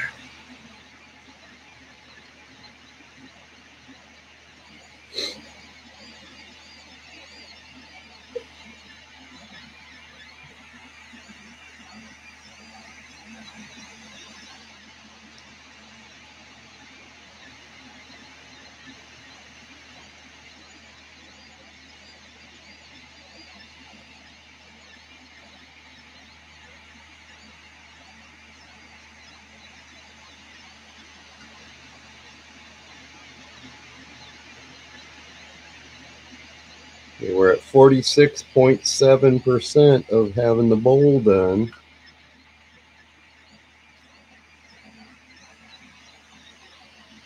Yeah, it's beautiful, except for the screwed up layers all over the place. But yeah.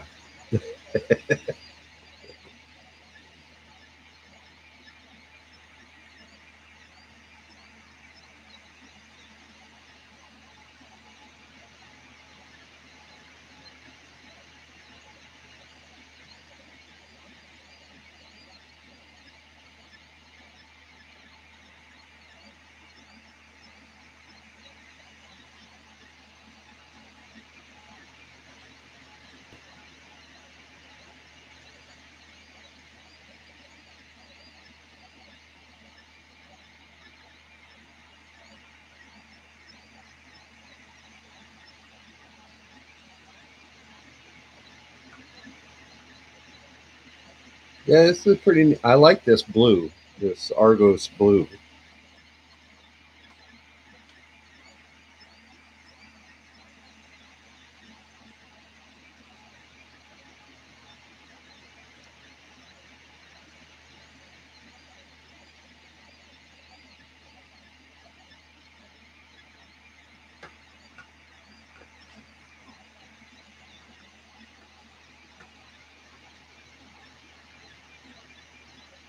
Silver.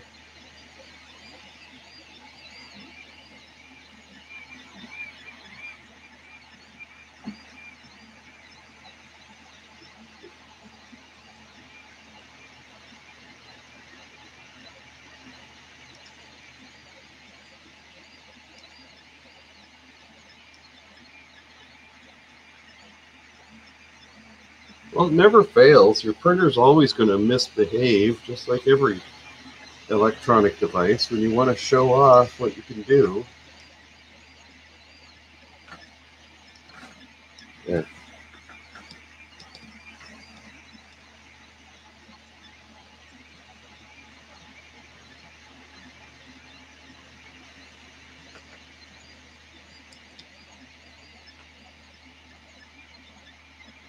Oh, Rover was giving you a bad time. It took you so long to get some kitty litter. He thought you were mining it yourself.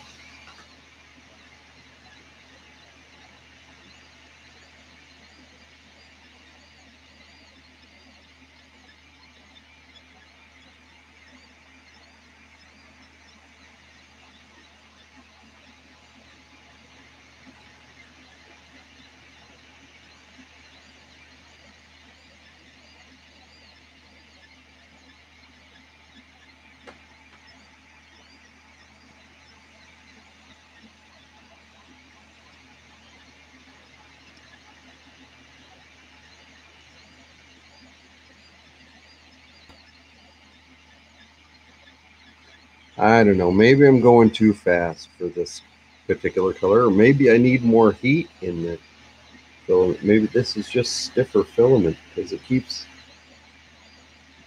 jamming up.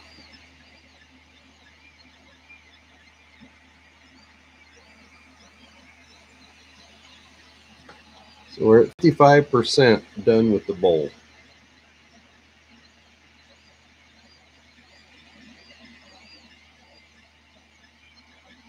So it's got to go to full on silver and then it'll make its way back towards blue, but it'll end at the 50-50 mix of blue and silver.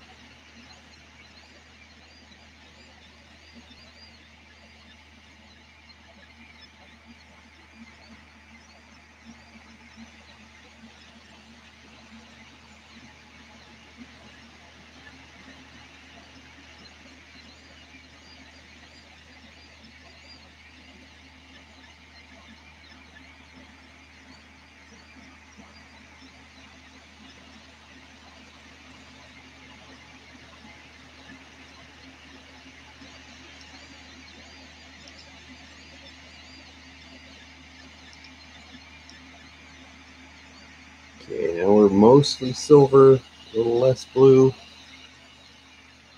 It's weird looking from the blue in a single layer is fairly transparent, translucent, whatever.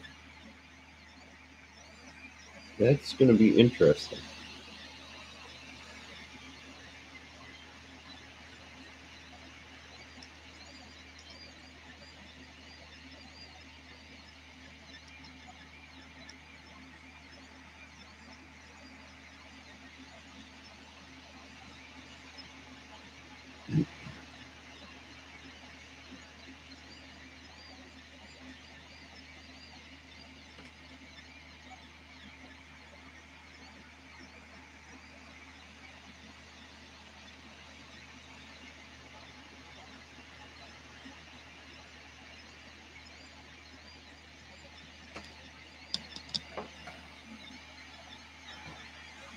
Yeah, it looks mostly blue from the camera angle.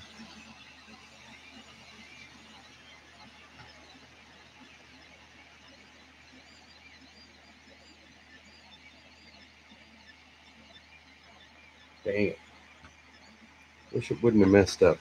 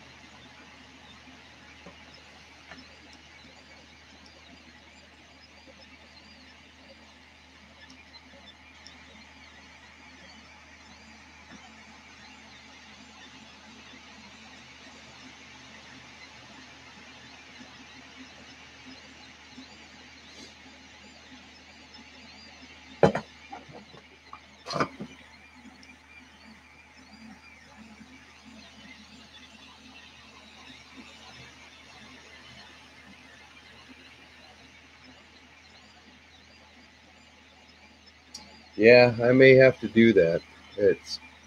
It may be pushing too much plastic, although, like I said, I printed uh, 2 bowls with the yellow and pink, and I printed 4 pairs of dragons with the yellow and pink with these settings, and I thought, oh, this is working pretty sweet.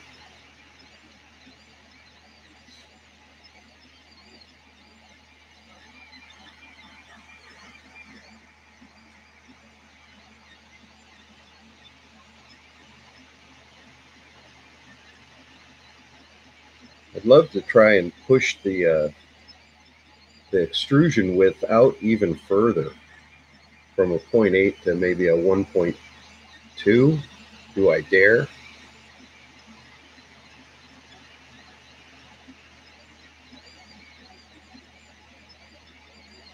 Yeah, those bowls turned out really nice, and they didn't have any of the feeding problems or jamming stuff. I don't know. Different filaments just act different. But I mean, these are at least cooperative. They seem to play well together.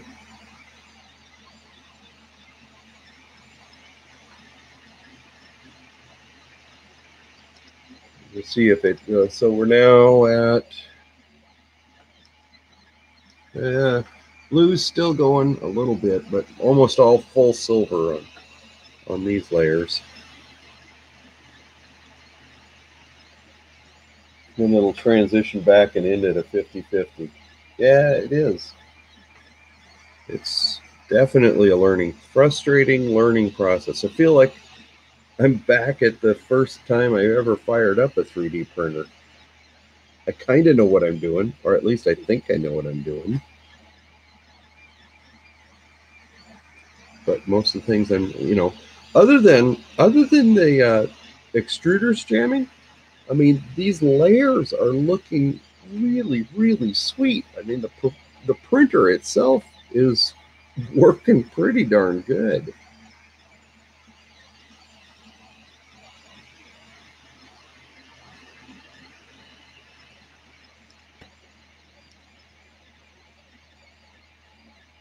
Okay, now we should be, yeah, full silver, no blue in there at all. So we should go about 6 layers, 6 or 8 layers of just silver. And then it'll start feeding the blue back in.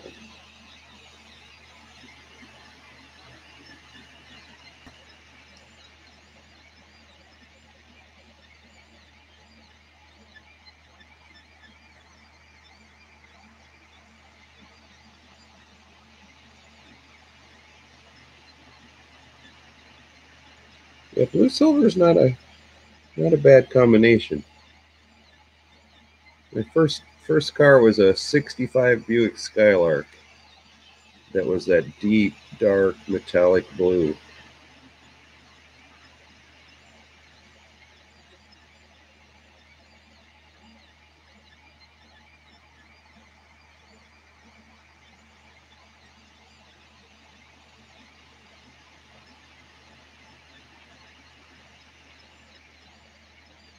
All right, we're at 76% done.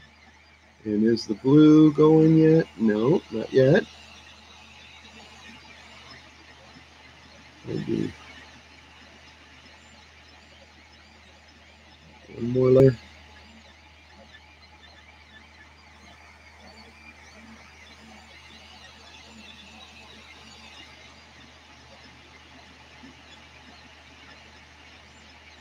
And you know that vase mode does have layers in it, even though it says it doesn't. It does move up by the same amount, but if you look at the G code, there's layer such and such in there, which is handy because I was worried that I was going to have to read the Z height. Now the blue is starting to feed back in.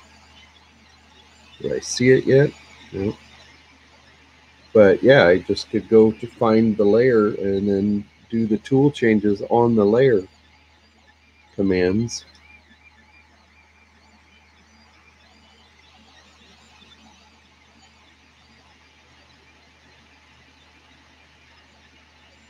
Let's start seeing blue.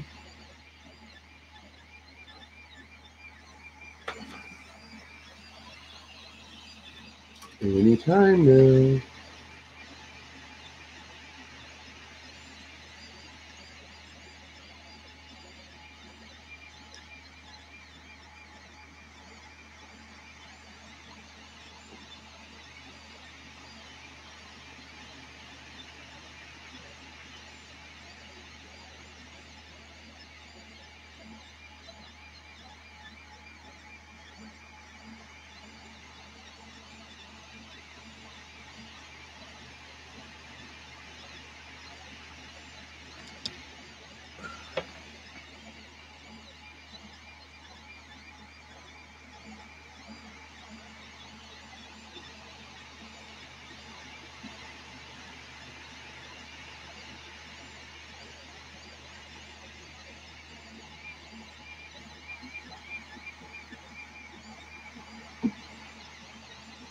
Come on, blue.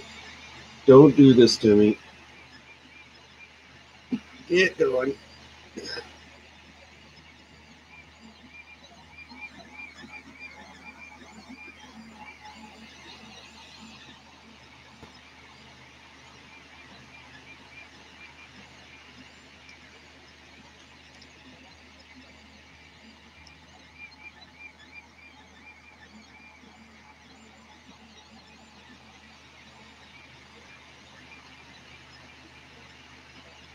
Okay, did it keep going? Yeah, messed up your layers a little bit. Oh, brother. Okay.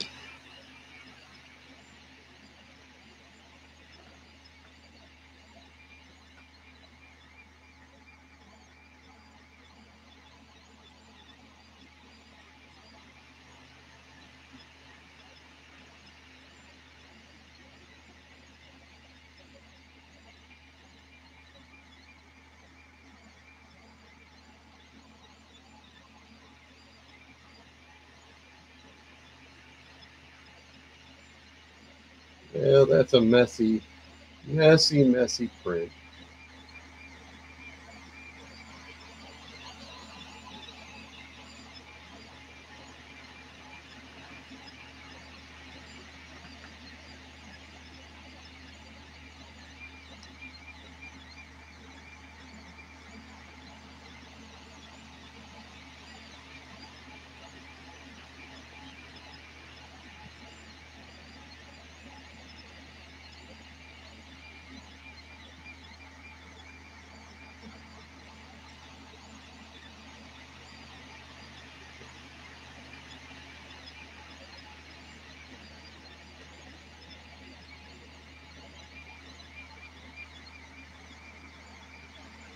No, the bowl's not warped. The bowl, the blue uh, stopped. It's not that it stopped extruding. It was that the extruder is slipping on the filament up there.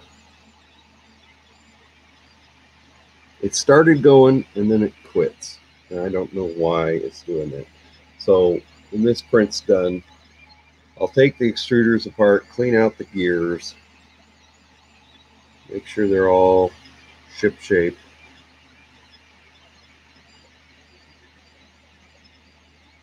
Put it back together. Try it again. So the problem, Ashley, is that this Zone Star is so flimsy. When I mess with the extruders up here, it wobbles. And let's get the camera back here. So if I'm back here messing with this and fiddling with the extruders, trying to get the filament to go through up here, just this little bit of pressure on here is moving this hot end up and down because it's out, so 30 millimeters or so. And doing that, I'm affecting these layers down here because the frame is so flimsy and not rigid. So that's the problem with all of this. So it needs some bracing. Oh, and I see Maker's Muse is live. Got a Creality Ender 3. Yeah, it's a little bit crazy. So when I was fiddling with the extruder up there, it did the same thing as it did on the bottom. These layers moved up too high, and yeah. So the problem with 3D printing supports for the frame, I can print a big one, but the frame down here is acrylic, you know, so it's not super rigid.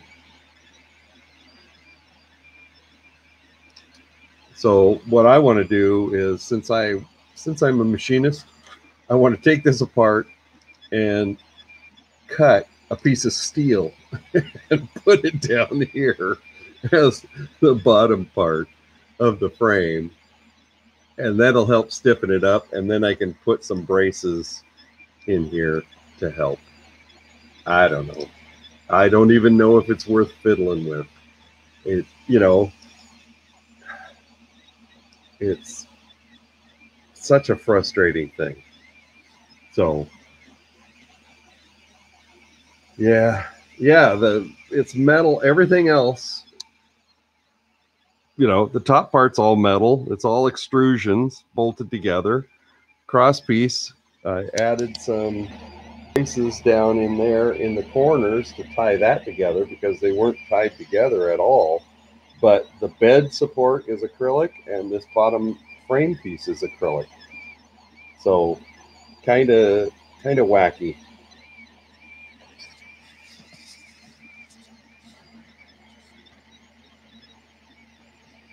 So there's what the bowl looks like. So that's pretty much dead on front.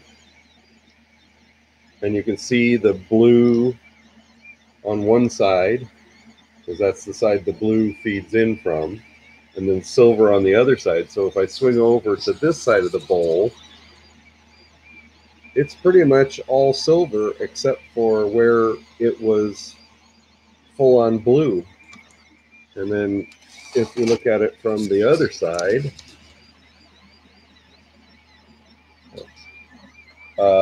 it's mostly blue except for where it was the silver. And if you look at it from the inside, the effects are reversed. So we're at 97.8, so we've only got a couple more layers to go.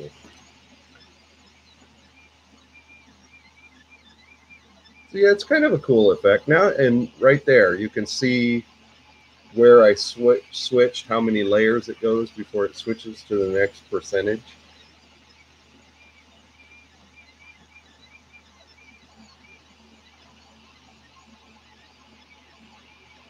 So you kind of see the little stair steps in it.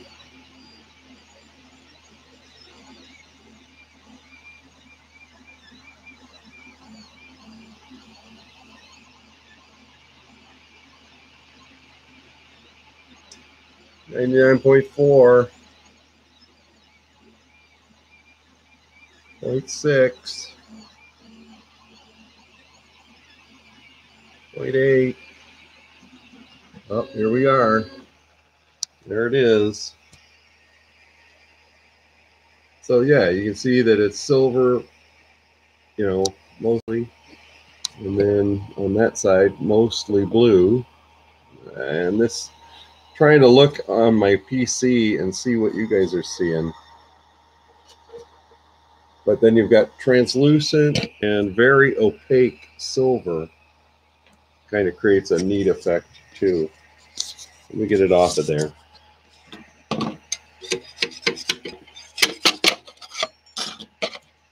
And we can hold it up to the light so you get light through it.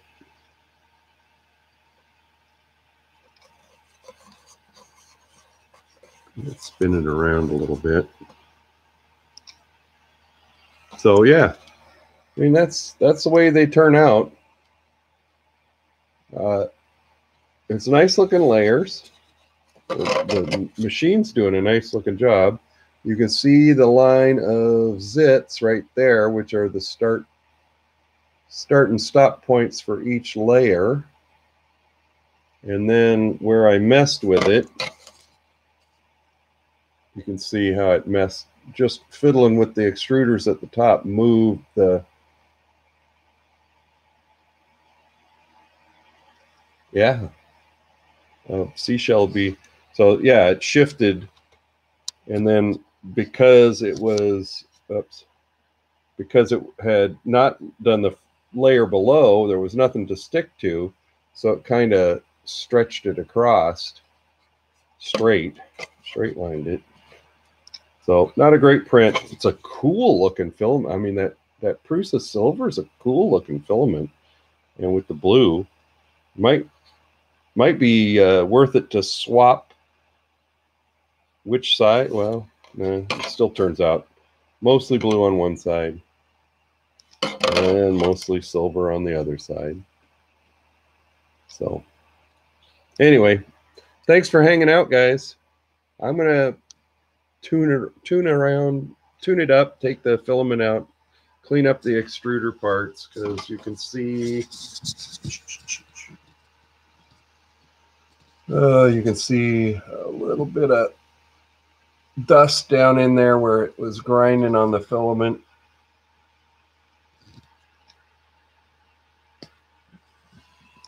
So thanks for hanging out. Thanks for watching. We'll try another one again sometime. See you guys later.